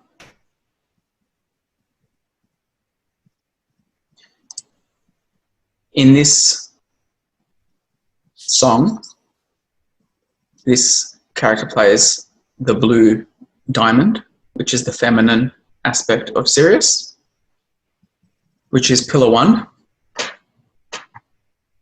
And this is the earthen depiction of Sirius's splitting on Earth between the male and female principal aspects of her body, of her whole body, the verdant part. The male aspect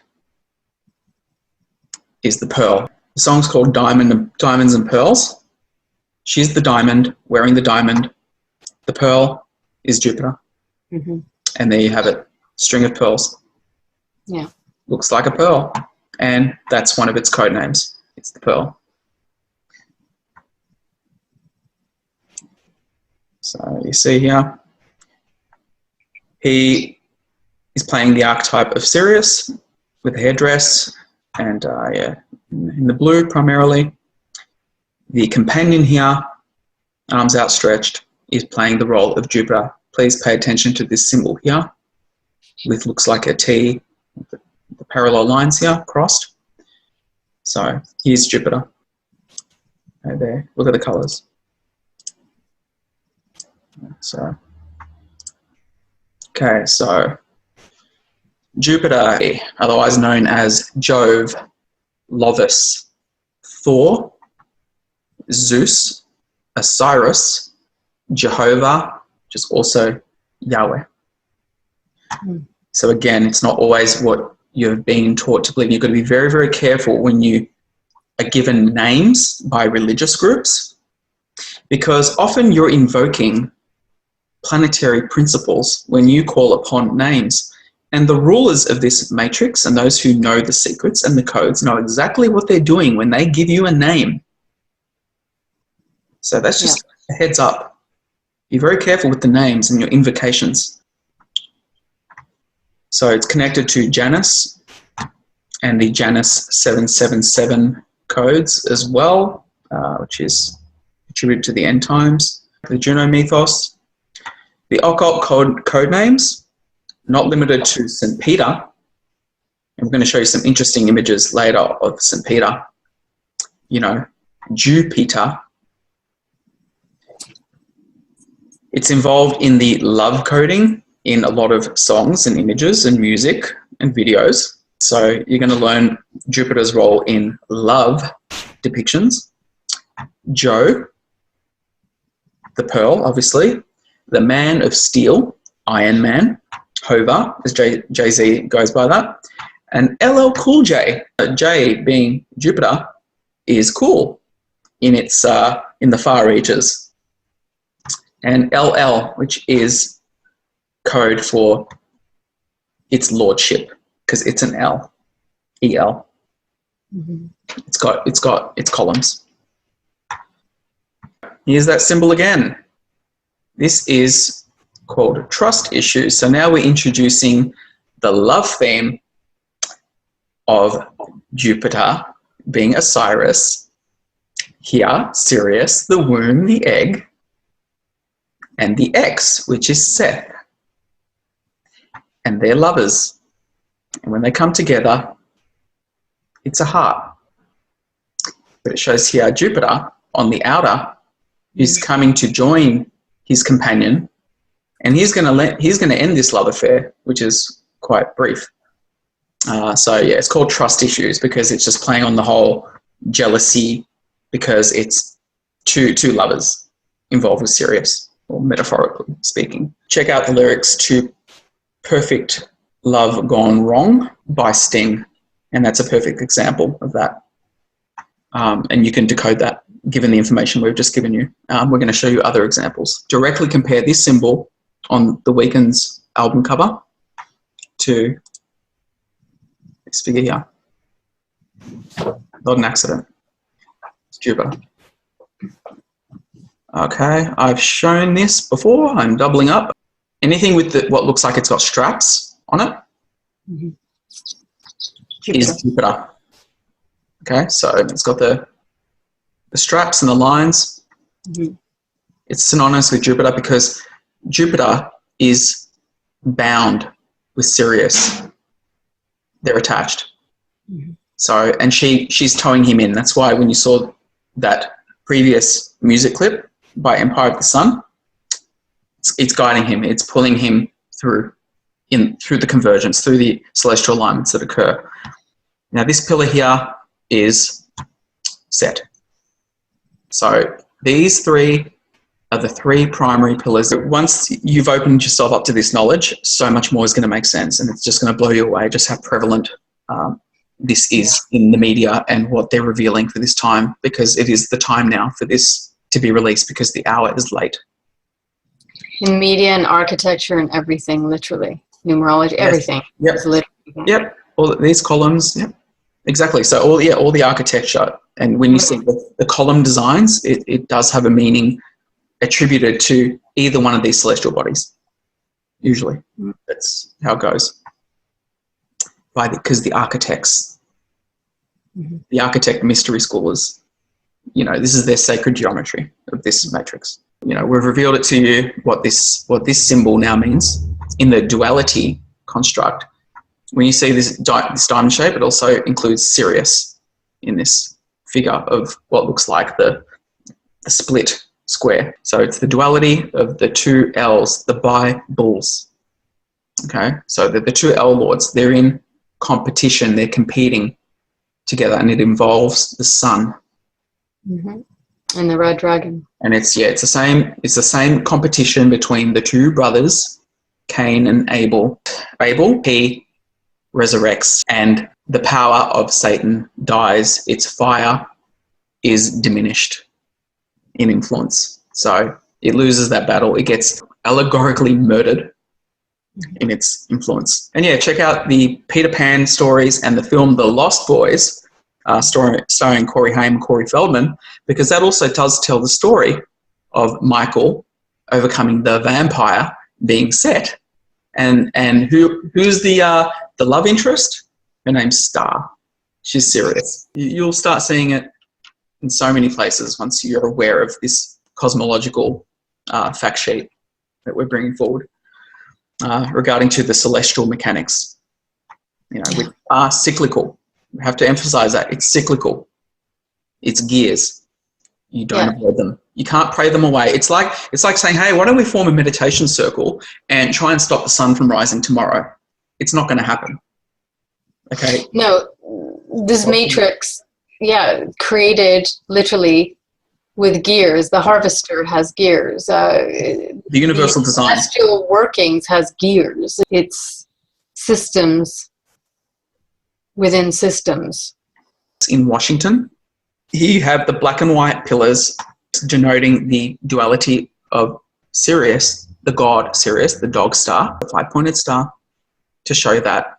Then you have these two bodies here with the straps. Remember we mentioned the straps regarding Jupiter? And over here, you have this small black pillar synonymous with Set as well. So again, you have the three bodies there telling the story because they're pivotal. They're the three pivotal bodies as part of the matrix architecture. Mm-hmm. And hence why it would be connected to the government and to justice systems and courthouses and... Because they're the stewards. They've been, they see themselves as being the stewards appointed to oversee this matrix by the fallen angels. That's where they do have the advantage, so to speak, in knowledge, and they have been appointed that, and it has been allowed. So we have to keep that in mind. This has been allowed by higher power. So whatever, whether you want to call it a game, whether you want to call it a prison game or a school game or not even a game at all, just a prison, it has been allowed. But I have to keep emphasizing it's not all doom and gloom, because there is a way out, and you ultimately are the author of how that ends by our conscious and unconscious choices. Yeah. What we choose. If there wasn't a way out, we would not have come in. We'll get into that more in other works to help people, go through the various self-helps. Yeah. And look, just on this note, I just want to take this moment. I want to thank everybody who has shown support to us. I felt very humbled because given the nature of a lot of the nature of the subjects we speak about and a lot of the hardcore intense information we've put forward, I've actually been very pleasantly surprised by the positive feedback and how, we moderate comments because we don't like toxic stuff getting in or any kind of manipulation and whatnot.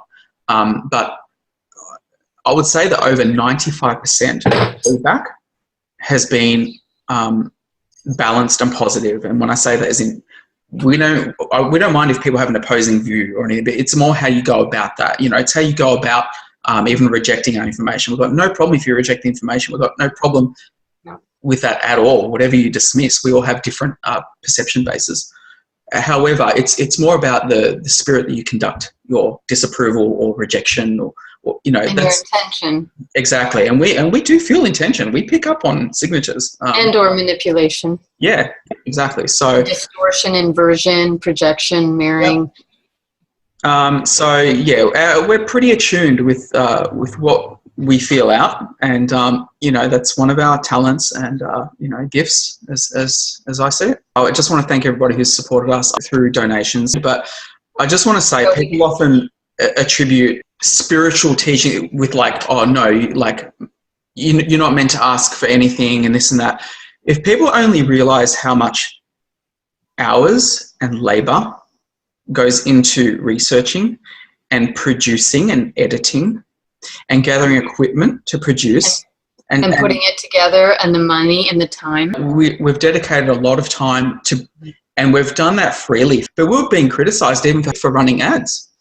And it's just like, what do you think that we sleep at the beach and that we don't have rent to pay, and that we don't have to go to a grocery store do you think we just pick the food off the trees? This takes money. This is what we're working under. And, you want light bulbs to function, you've got to pay bills, and so look, I hope people can can realize that, you know, this isn't about greed, and if only people knew how humbly we lived, they wouldn't be quick to criticize. So yeah, I'm not going to judge anyone who has a donation button. If they're doing service and they're putting forward labor, then there's nothing wrong for having like a symbol of energy being money as a return for the energy that's been invested. So anyway, that's just and if anything, it would be really ideal to have more time to be able to write, to be able to finish the book, to be able to produce more. But the reality is, you know, the bills have to be paid and you have to work to pay the bills. So I just wanted to, you know, just say those few words, but mainly to thank everyone for their goodwill exhibited and all the support in all its forms. It's very encouraging, very inspiring that you see that people are open to perspectives which would be considered very fringe and even sort of borderline nuts. We've kind of gone beyond fringe in a lot of our messages and outpouring. We'll just see where it takes us, and you know, we're just going with our intuitive guidance with all of this. Now, here's an interesting piece of architecture representing Thor. This is the Nato headquarters in Brussels.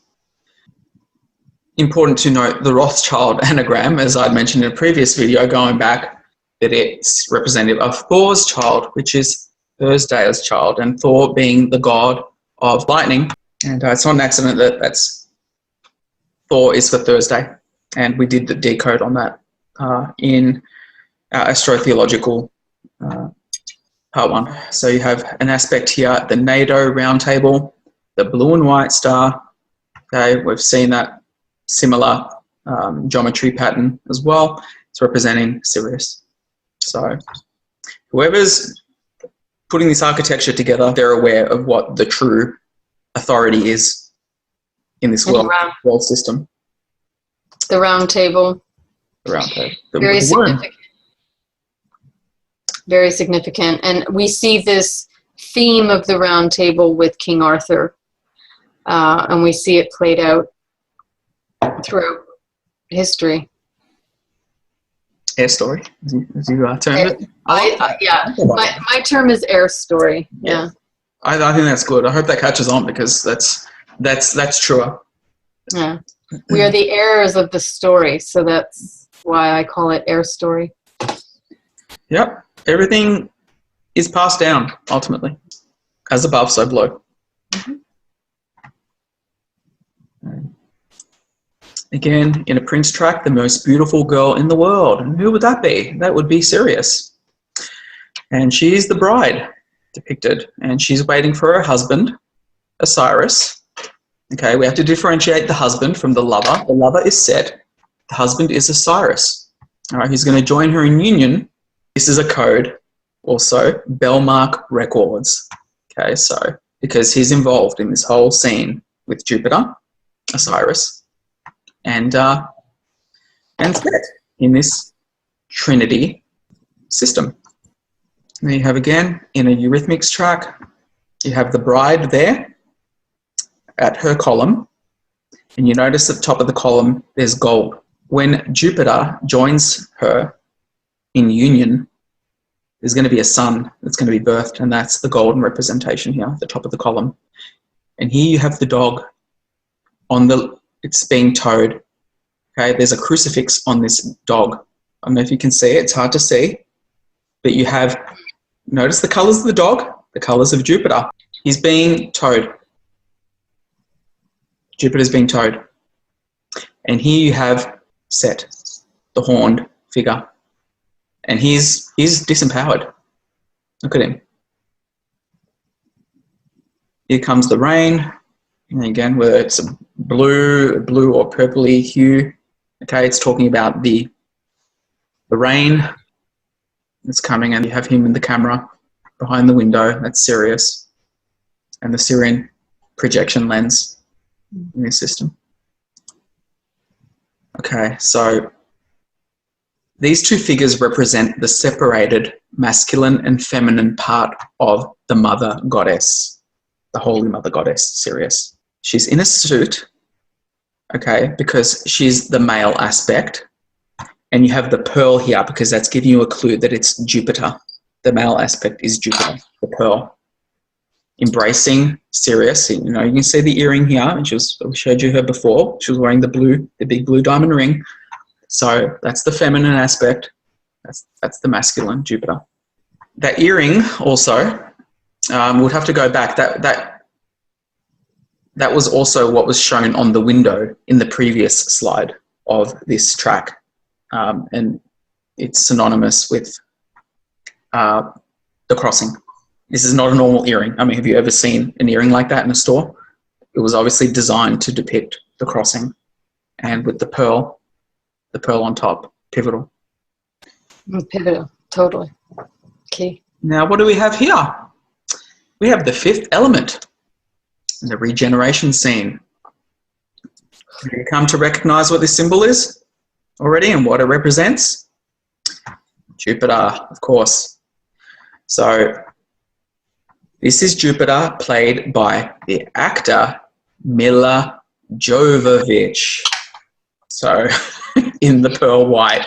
So there you go. That's decoded. That's confirmed. She plays the Jupiter archetype in this film, which does give away celestial mechanic secrets, as many films do. And look, there we have it again, in the pearl with the straps. Pink now is playing the Jupiter archetype. Who do we have here on top of her in this performance? I think this is a Grammy performance from several years ago. She's strapped to Sirius, and this is synonymous with a celestial alignment between them. Obviously, this is Sirius because it's the diamond being shown, and it's in purple color because it's at the time of harvest. I'm going to show you a video. It's going to reveal a lot. It's even important who introduces this performance, because he goes by the name of Seal. So if you're familiar, obviously, with that connotation to the seal of revelation, you'll know what he's symbolizing. And what do you know? He's got a red cross on him. Now, he's all in black, which is interesting, you know, being that Satan is often personified in the red and black colors. So you've got red and black, yeah, and marking the crucifixion, which is a celestial crossing, emphasizing that. So he's introducing this act. That's the pearl.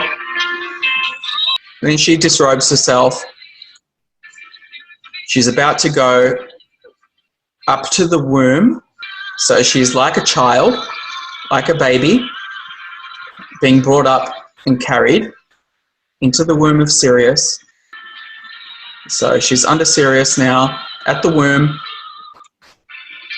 She's being birthed. The waters have broken. Jupiter is now being birthed. And we're going to see something here. Here you go. You're going to see a color switch here. And they're going to denote the ignition of Jupiter into a literal sun. There you go. It's become gold. Okay? So the performance was designed with that lighting at that point in time, because Jupiter is ignited into a sun. Now this is really going to trip you out. Who the camera focuses on at the end of this performance?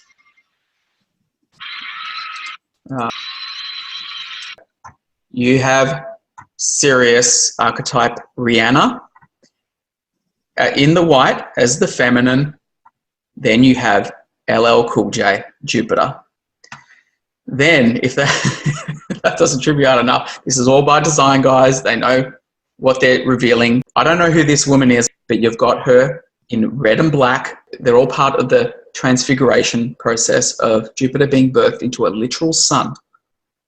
Okay, this is the secret of secrets. Okay, and now very, very few people in the world know this, and now you know. And, so she would be set. Yeah, we're honoured to have been the ones to have had this revealed to us, to bring it forward. So who they cut to next? Venus Williams, because Venus is also part of this celestial alignment. I had a previous video saved of this performance, and what it showed was there was another artist they cut to. So after Venus, they cut to who else but Carlos Santana. which is an anagram of Satan, Anna. Okay, so you've got the emergence of Satan, Set, and Anna being Sirius. And you know what he's doing in that final scene? Remember I told you about what praise meant? He's going. And I was like, you've got to be kidding me. There you go, guys. They've told you. Those with the eyes to see and the ears to hear right now, this is where it's at. Mm-hmm. You can reject this knowledge, but this is the story of the crucifixion. Okay? Told in allegory as, you know, Jesus.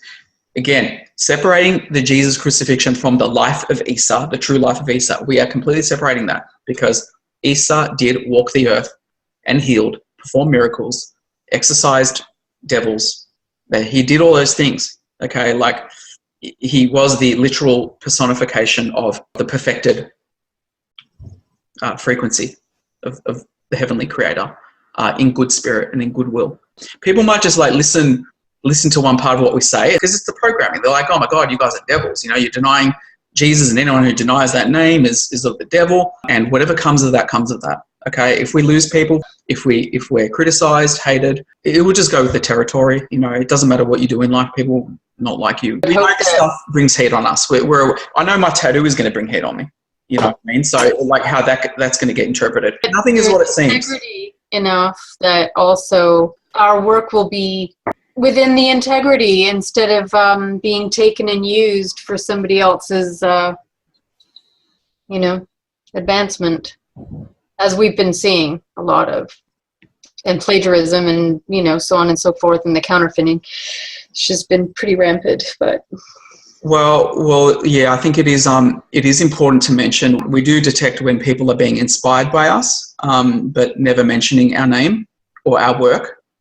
And even the warnings, which are very pertinent warnings, which we're very, very disappointed that they have not been shared by people in the movement who claim to care about the truth, who claim to care about people, okay, and caring about the exposition of certain truths, and yet our name has basically been buried, even though we know that a lot of our viewership is from people in the field, the alternative media movement. And we know we've been very, very heavily suppressed. They're going out of our way not to mention our name. We would hope that people would be walking in integrity and sharing work and being grateful and being happy to share that knowledge. Yeah, and to be happy that they have even had people passing that on to them. Mm-hmm.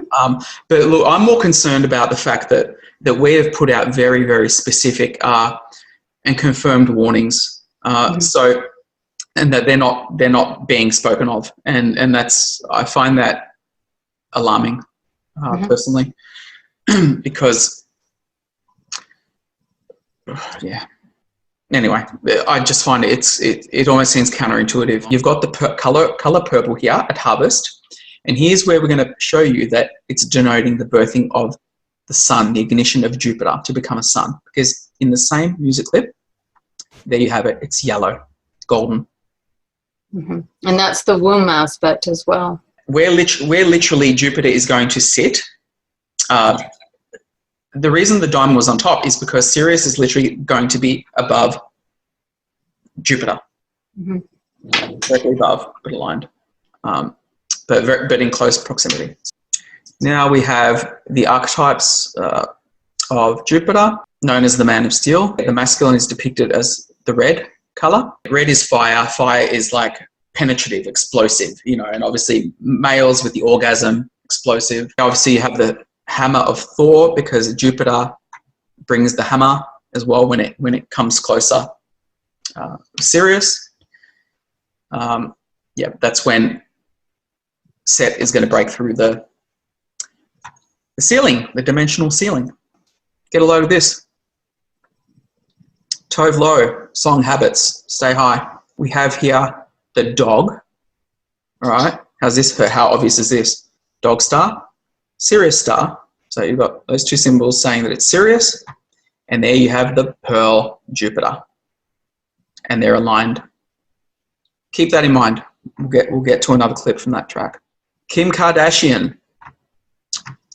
She's wearing a pearlescent top with a diamond bottom. So diamond for Sirius, pearl for Jupiter.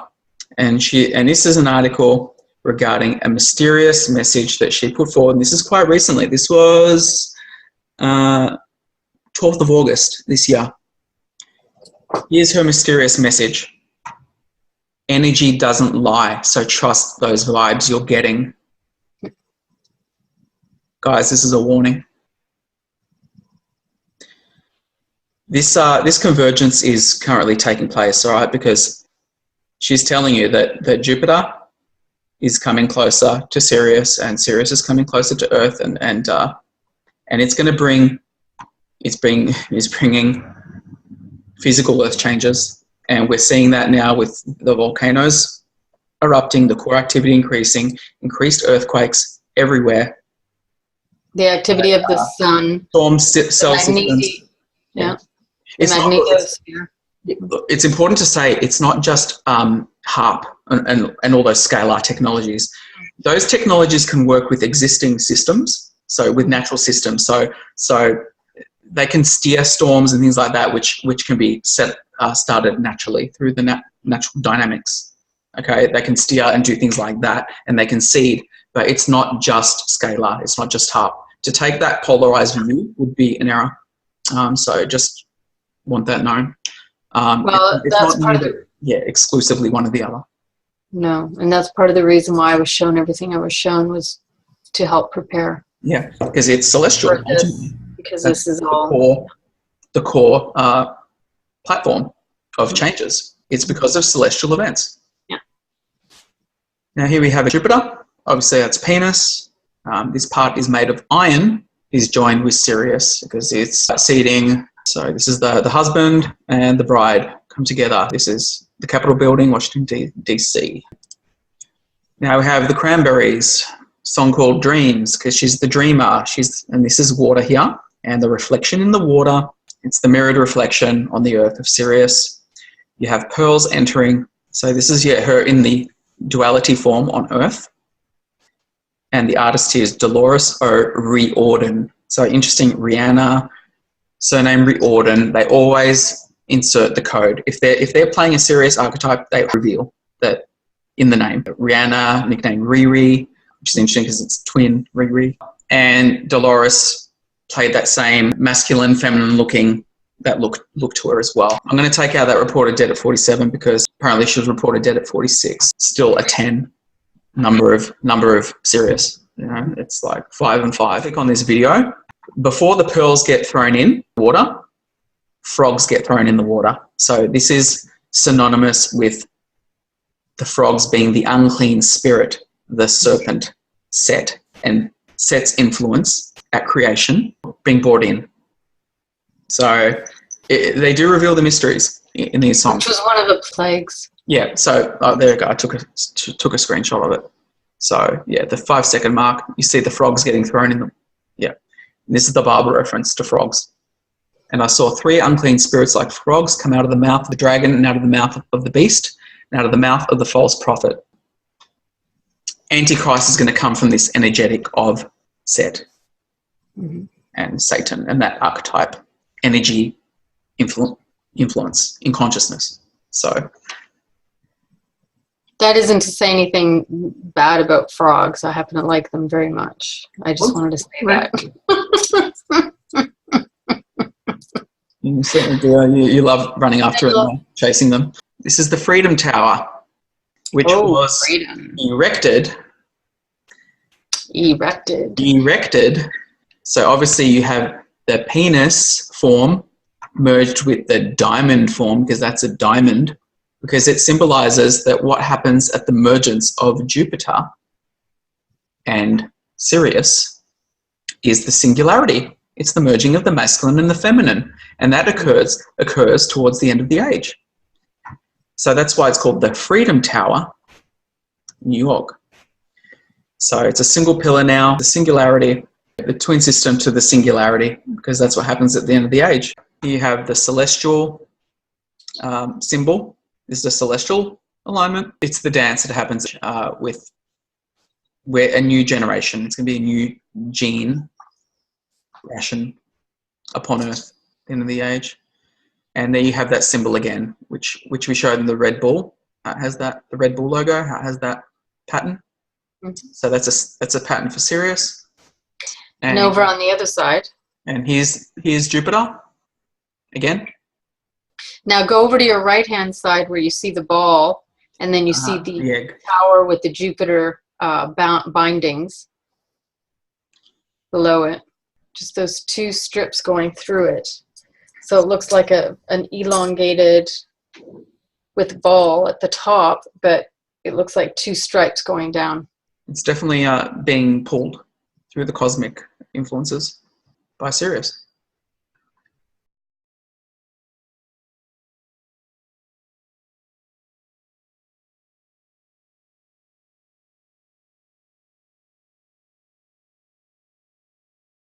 So now the new Colossus, this is a statement placed at the Statue of Liberty.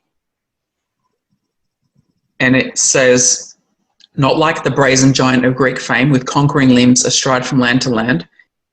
Here at our sea-washed sunset gates shall stand a mighty woman with a torch whose flame is the imprisoned lightning, and her name, Mother of Exiles, from her beacon hand glows worldwide. Mild eyes command the air-bridged harbour that's twin cities frame.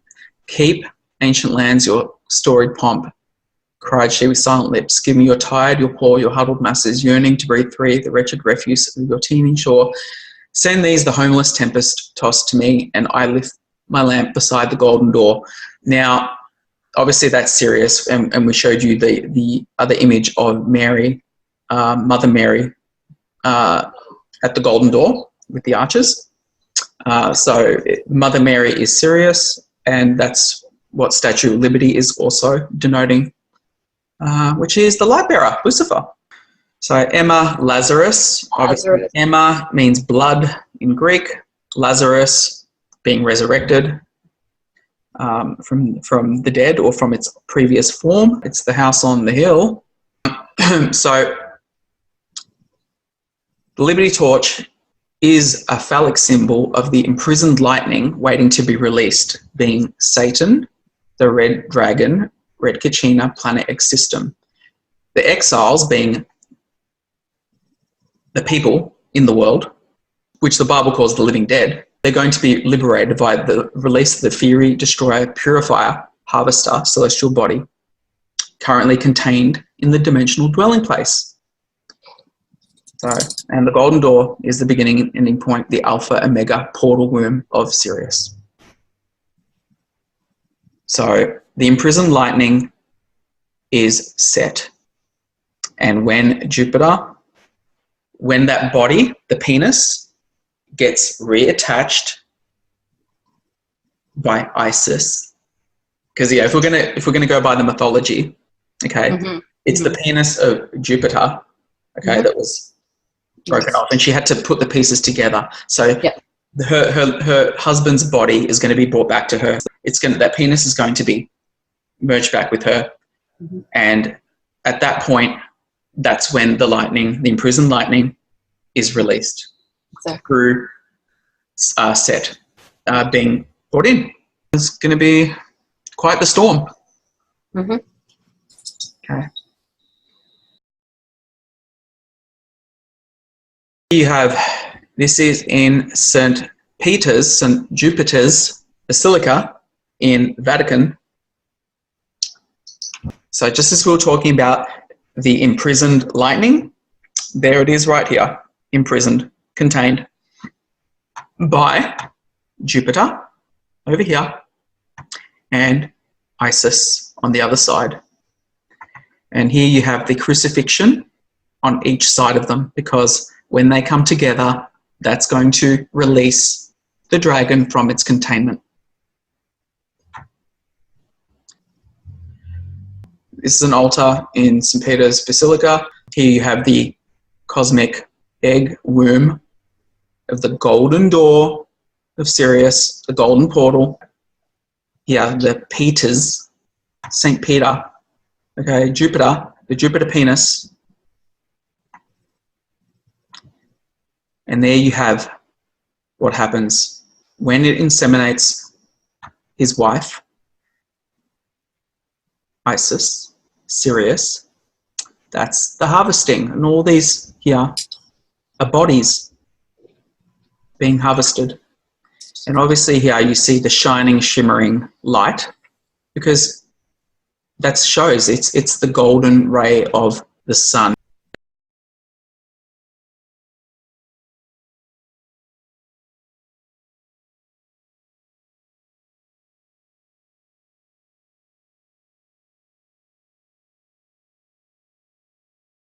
And those who can make it through that portal, the dead sheep that you see over here.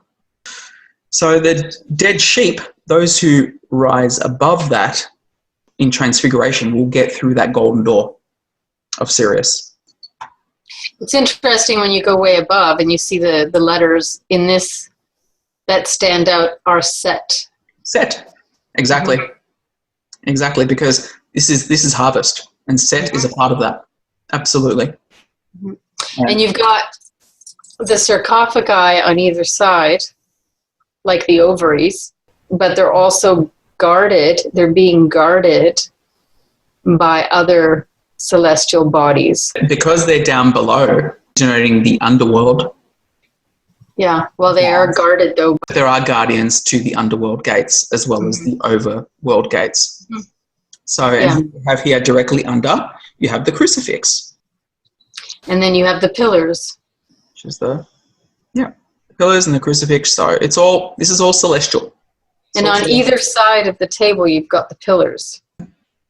You've got the double Geminis at the bottom as well on the table. Now, does this look familiar? Doesn't that look just like the earring that we saw on that figure in Prince's clip showing diamond and pearl with the earring? The same figure, not an accident. So this is Jupiter. This here is on top of the beast's head. Riding the beast is Sirius. The beast is Set, Satan, the red dragon, the serpent. Okay, again, this is all celestial alignments that see through to harvest the end of the age. Again, here's another symbol of the penetration of Jupiter into his bride, and that's going to bring about the singularity. This is why you have the vaginal opening, and then it's going to the singularity. And interesting, it's the same figure. And we can say that this figure here in the Pontiac loader, that white four-pointed star, is, as we saw in the Nato roundtable room, it's Sirius, and it brings forward the spear.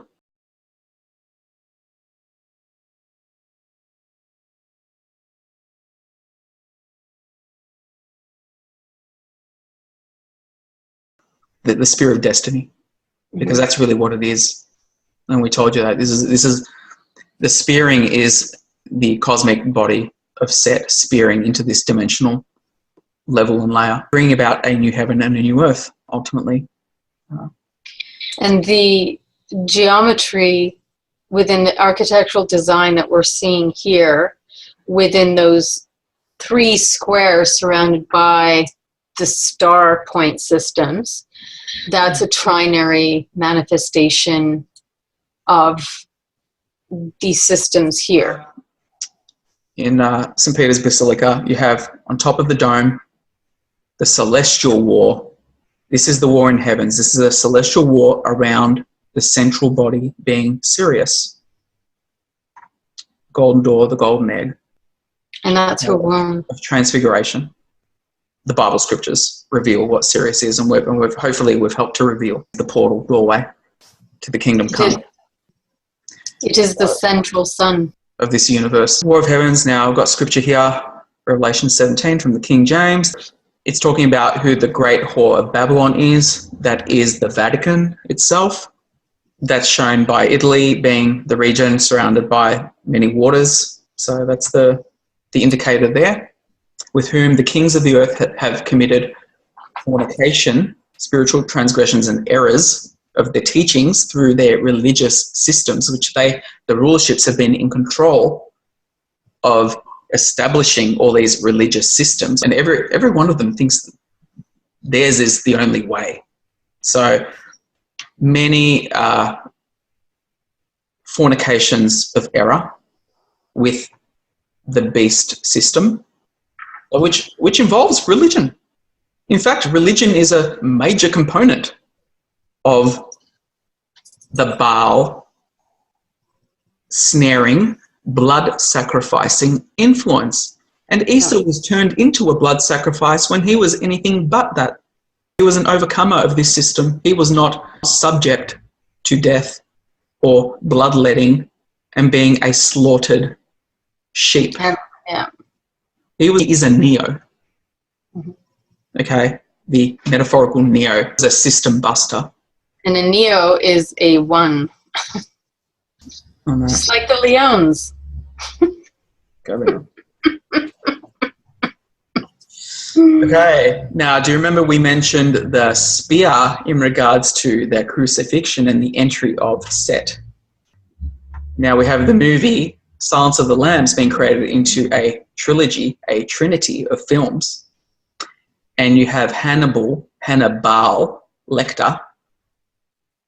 Here he's speared in the side. He's being speared. It's all metaphorical, allegorical, even in this movie. It tells the celestial story. I'm not committing this video to decoding that.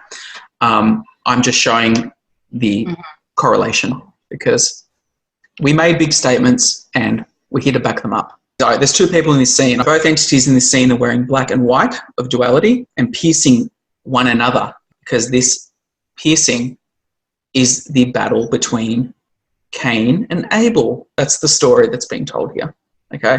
So nothing to do with a man on a cross.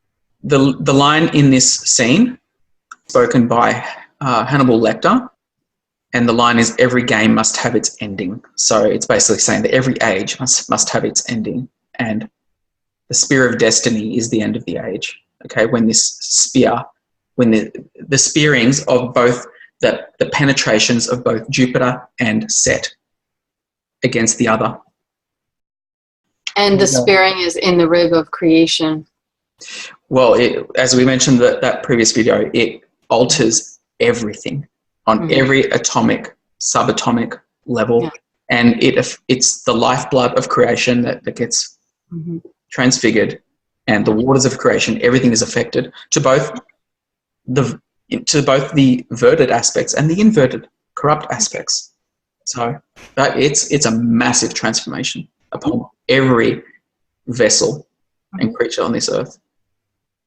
So it's that. Interesting that the word vessel implies being on water. Exactly. Oh, more vessels, aren't we? This is why we are birthed. Berthed. Yeah. We are birthed when we come out of our mother, and then we are attended to usually by a doctor. So have a look at the etymology and even of the word tor. The ones who establish the languages, those who know the etymology and the true meanings of words, know exactly what they're doing when they're crafting these languages. So we have Sirius, pivotal, combined with the hammer of Thor, Jupiter, because they're combined. There's the black glove of power, because ultimately she's the power, she's the pivotal pillar in this all. And this is her destructive aspect. This is why she's dressed in black. And what's also involved? The horns. Okay, so this is the triune bodies at this point aligned. And what happens next? They're piercing through the dimensional veil. You're going to see the dome smashed, and the hammer of judgment enters the matrix, the holographic matrix, which you see, they show you here, it's a cube containment system. It's cubed. Yeah, it's the monolith. It's containment monolith system. Now we're going to go into the realm of comics, and we have the character Colossus. His name is Peter. Okay, and so obviously that's a code for Jupiter, as we mentioned before. And his abilities, he's able to transform himself into metallic form. It's interesting because he kind of looks like a celestial. There's like a celestial. Yeah, but also the hammer. Mm-hmm. Okay, here's the catalyst for the hammer.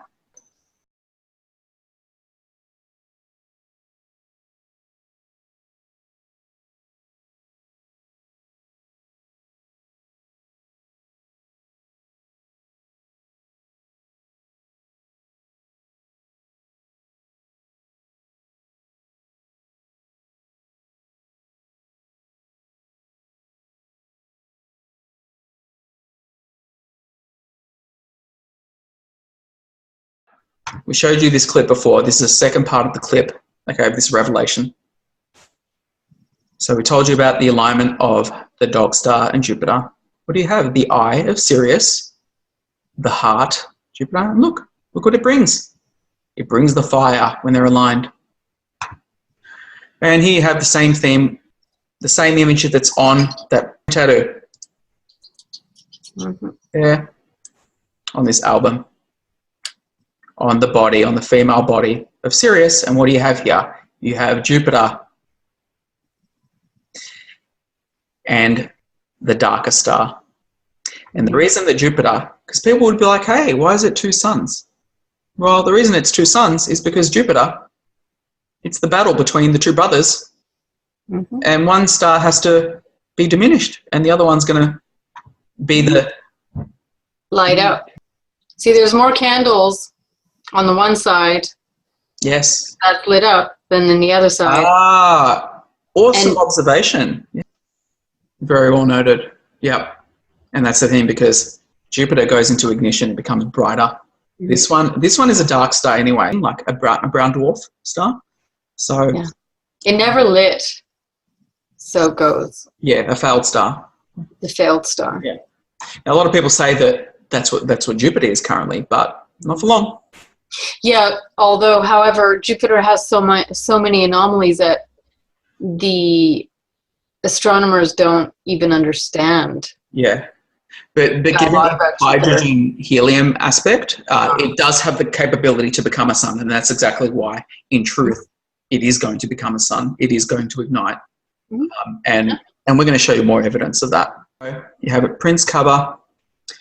Obviously, this is the androgynous Sirius. Over here, this figure, the egg. Where is it? It's above. It's above the heart, because, again, it's a celestial alignment. And little red Corvette is code for the red dragon, red Kachina, Satan, Set. Okay, she sits atop. We're going to show you more evidence that what we're saying there is true.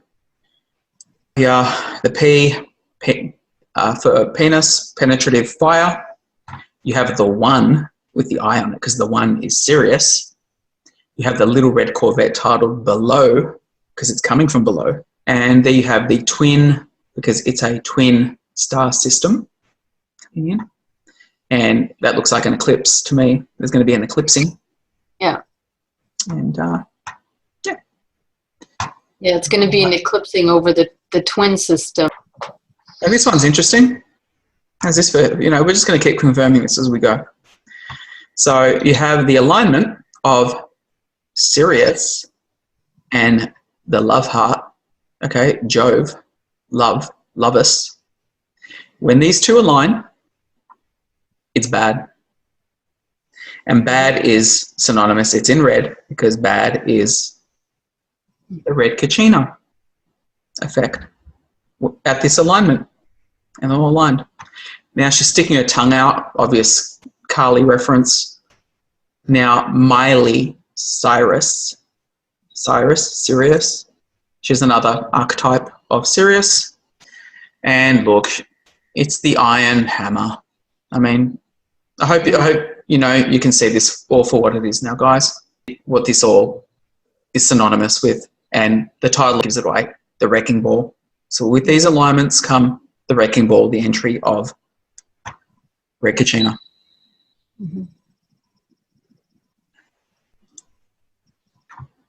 Paris Jackson tattoos, daughter of Michael Jackson. So she seems to be in the know. She's got the celestial alignment, the bad. She's going to say that it's because of her daddy's song. But hey, that's plausible too, because if you read the lyrics to Michael Jackson's song "Bad," you'll be able to decode it. If you've clued into what we've taught you now, you'll be able to decode what that's saying. And here's another tattoo of hers, again, celestial alignment, and obviously the dog, wolf star. Okay, sticking her tongue out like Carly, of course, because she knows. Now, I'm sorry to say, this is going to be disturbing to people. The promo for the movie 2012 was deliberately put in iron italics because it's the iron system, these celestial bodies, which are going to bring literal iron oxide into the atmosphere, especially with Set, the red dragon, the red kachina. So this film was a revelation in its own right. And there's a lot of codes in it. Yeah, and they did the same thing with the San Andreas film, which is about California sinking. You've already testified to that in our Cascadia Seduction Zone video, which I'm also going to do another video on that because I have updated information on that regarding codes that I detected, and I'll be speaking on that. So guys, this is a clue. Please pay attention, okay? They know what they're telling you. And they have to tell you. Yeah, they know the celestial mechanics, okay? And they know which areas are more prone to sinking and not. It's going to happen as catalyst in its appointed timing via the celestial mechanics, which are by the design of a higher power, ultimately. The world is here to work upon us. We're not here to save the world. The world is doing its job on us. And we have our role to play in behaving in good spirit and doing what we know inherently is right in our conscience. But I'll spare the lectures. Children know the difference between right and wrong. It's just a matter of what spirit we abide with. And being the living manifestation of that. Yeah. It doesn't mean anything to have the knowledge or to speak it unless you are it and are living proof of it. If you remember when we broke down the 3 days of darkness and the coding even within what the days of the week are named after, we did a decode on that. I feel we're absolutely correct in what was appointed to be given and for it to be revealed. And then I saw the trailer for the 2012 film, and it blew me away because what they showed in that trailer is directly synonymous with the order of what's going to happen with the 3 days of darkness. And I'm going to show that to you right now. So Wednesday is the marriage. It's the planetary convergence alignments. That's why it's called Wednesday, because it's the wedding, it's the alignment. Now, directly after that, they show Thor's Day, the day of thunder and lightning, following that alignment. And then directly after that,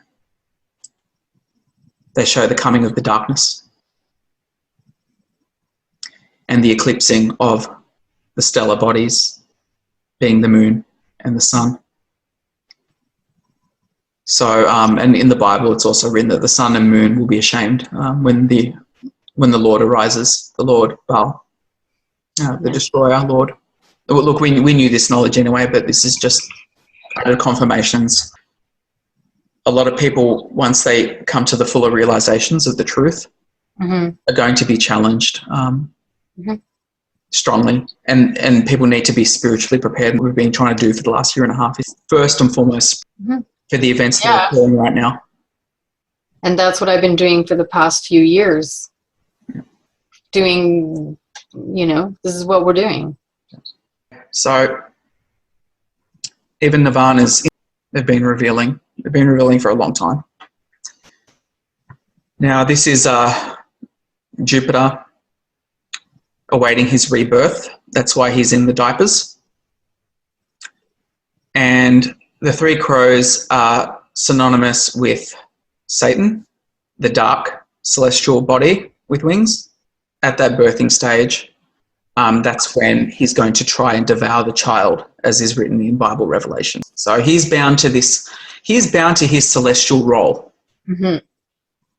Exactly. He has to perform it. It's his destiny, yes, as a conscious celestial body. Yeah.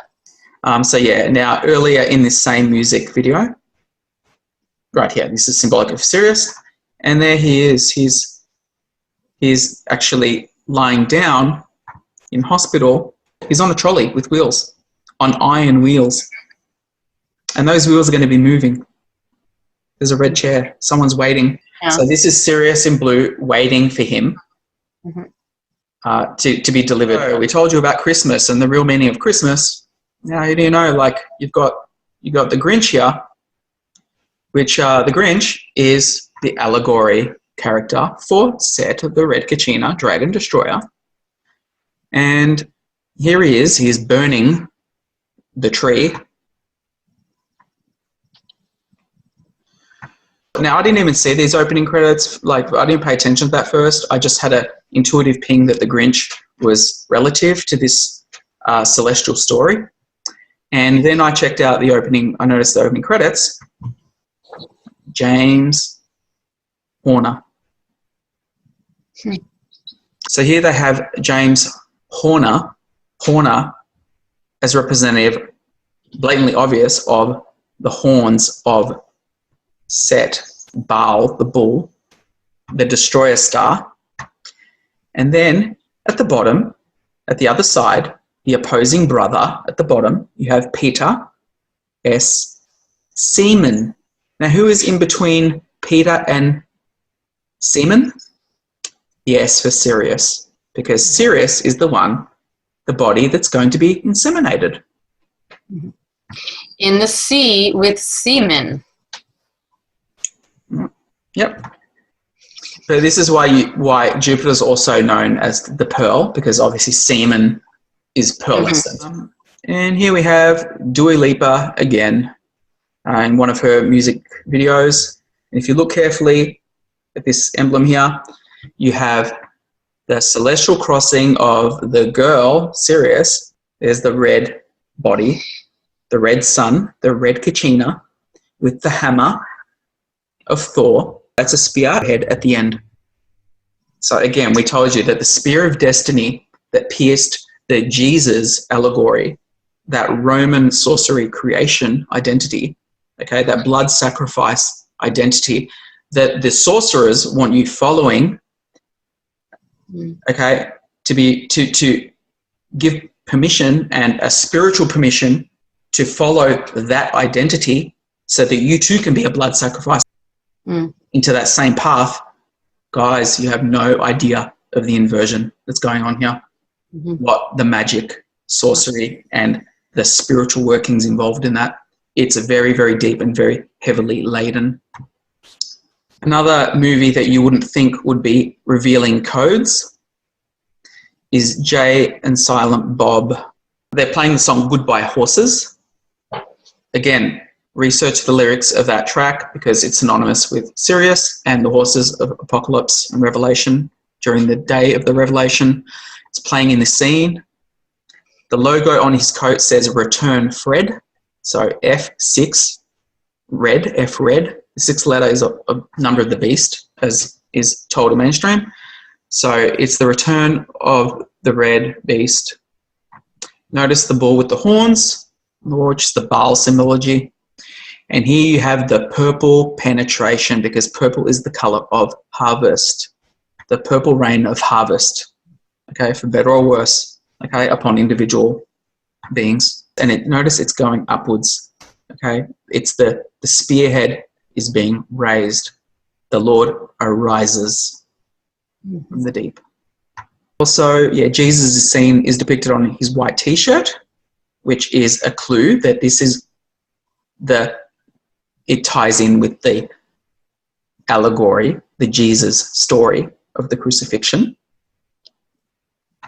And if you see here on the wall, it's hard to see, but it says drive-through, because that vehicle, remember we said that Little Red Corvette is code for the Red Kachina, the destroyer star? Well, it drives through. So there you go. Hopefully many of you who are aligned can recognize truth when you hear its frequency. And that's who we're here for. We're doing this for those who have the eyes to see and who are waiting to unlock and who have an idea but yet are having a hard time piecing it together. We're doing this for you. And who are just struggling, those who are yearning to be able to see with more clarity, because it is a very difficult place to be in. Well, we know we're going to have a lot of critics for this. We know that. We know that. You especially know that. I know how this goes. Like I say, we're speaking for the few. Okay, narrow is the gate, and we're speaking to those who are approaching the narrow gate, not the wide gate. This alignment that is occurring, the celestial event, the convergence of the event horizon, this is the alignment that we're going through. Just as colossal and magnanimous as it is, and I can tell you that this event has not happened, not like this ever. This is a first in this way. So as huge as it is just as huge within us. Okay, because you're saying this time is it like the whole universe is changing? It's not like just a particular level or aspect of the universe. This is like affects wider, wider pillars and levels. Okay. There's even more to come after this, and hopefully it hasn't been too overwhelming. I know it's just like a massive information dump, but like I said, we made very, very major revelations and major statements. It feels like a real guidance that everything that was brought to us the last month, that we could actually present.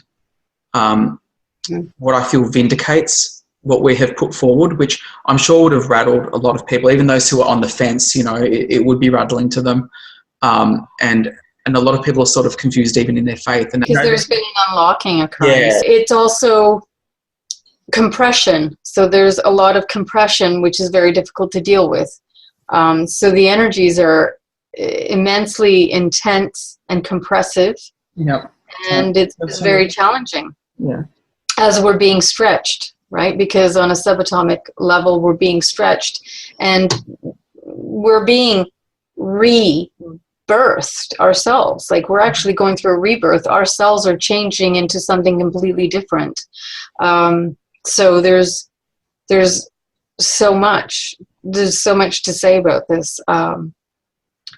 And we'll just continue to bring the information out as we go and as we're led to do so. And as we receive it, and this is the thing, we're evolving like others here. We're not ever trying to put ourselves on some kind of platform, or we're just sharing what's been unlocked in us, and if so, as revealings come to us, we're going to share them. Right, but just so people really know how these unlockings, how they work, is that they're put in everybody.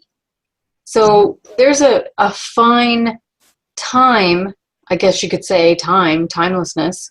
There's a fine time for these unlockings in everyone. So where everybody is in that juncture may differ. Yeah, but exactly. Well, we just hope all going through it.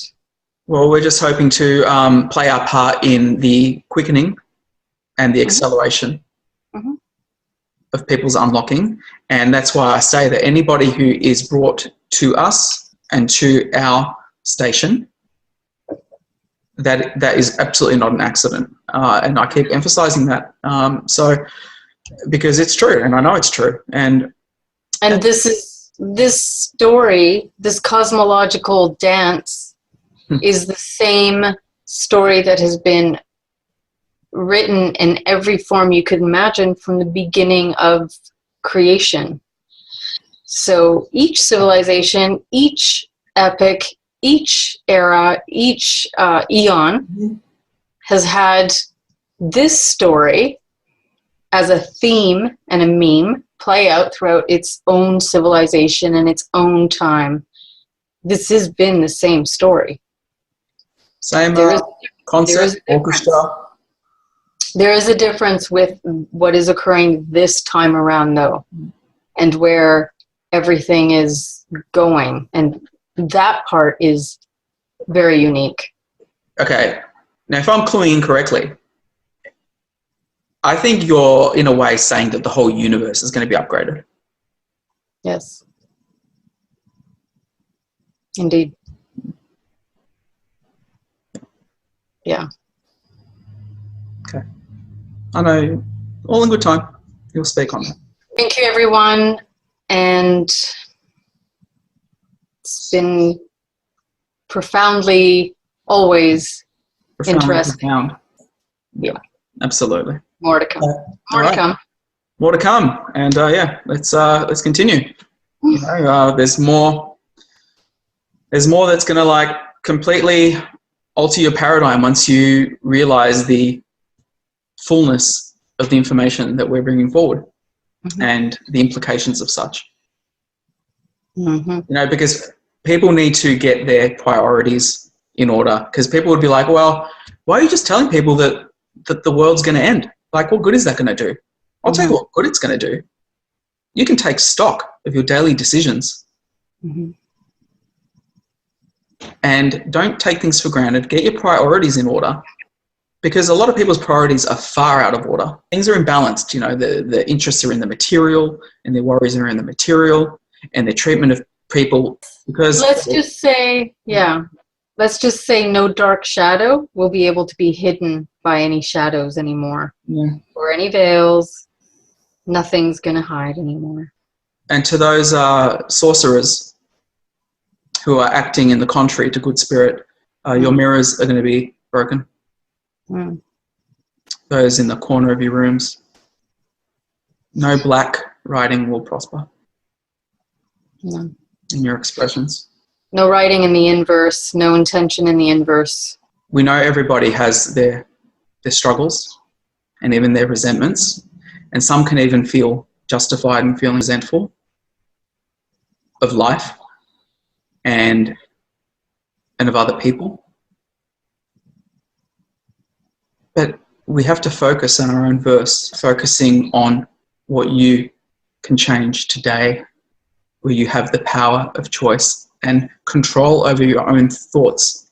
And if you have other entities manipulating your thoughts and you gave permissions to those entities, then take stock of those errors and change the road you're on.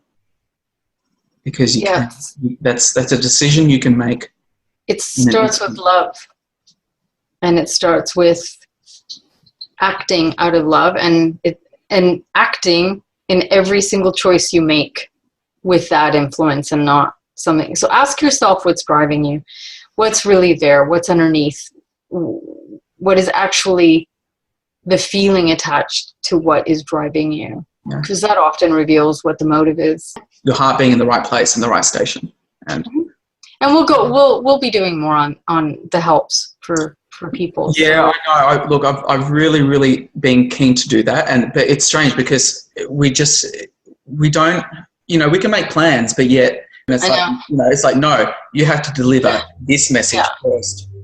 Then, and those who have been able to contend with the darkness, so to speak, those intense messages, then you are ready. Because I felt in some way it's all an alchemy, even in the way that we've been guided to bring this information forward. It's a no doubt about it. Sorry. Okay. All right. So thank you, everyone. Have a beautiful night.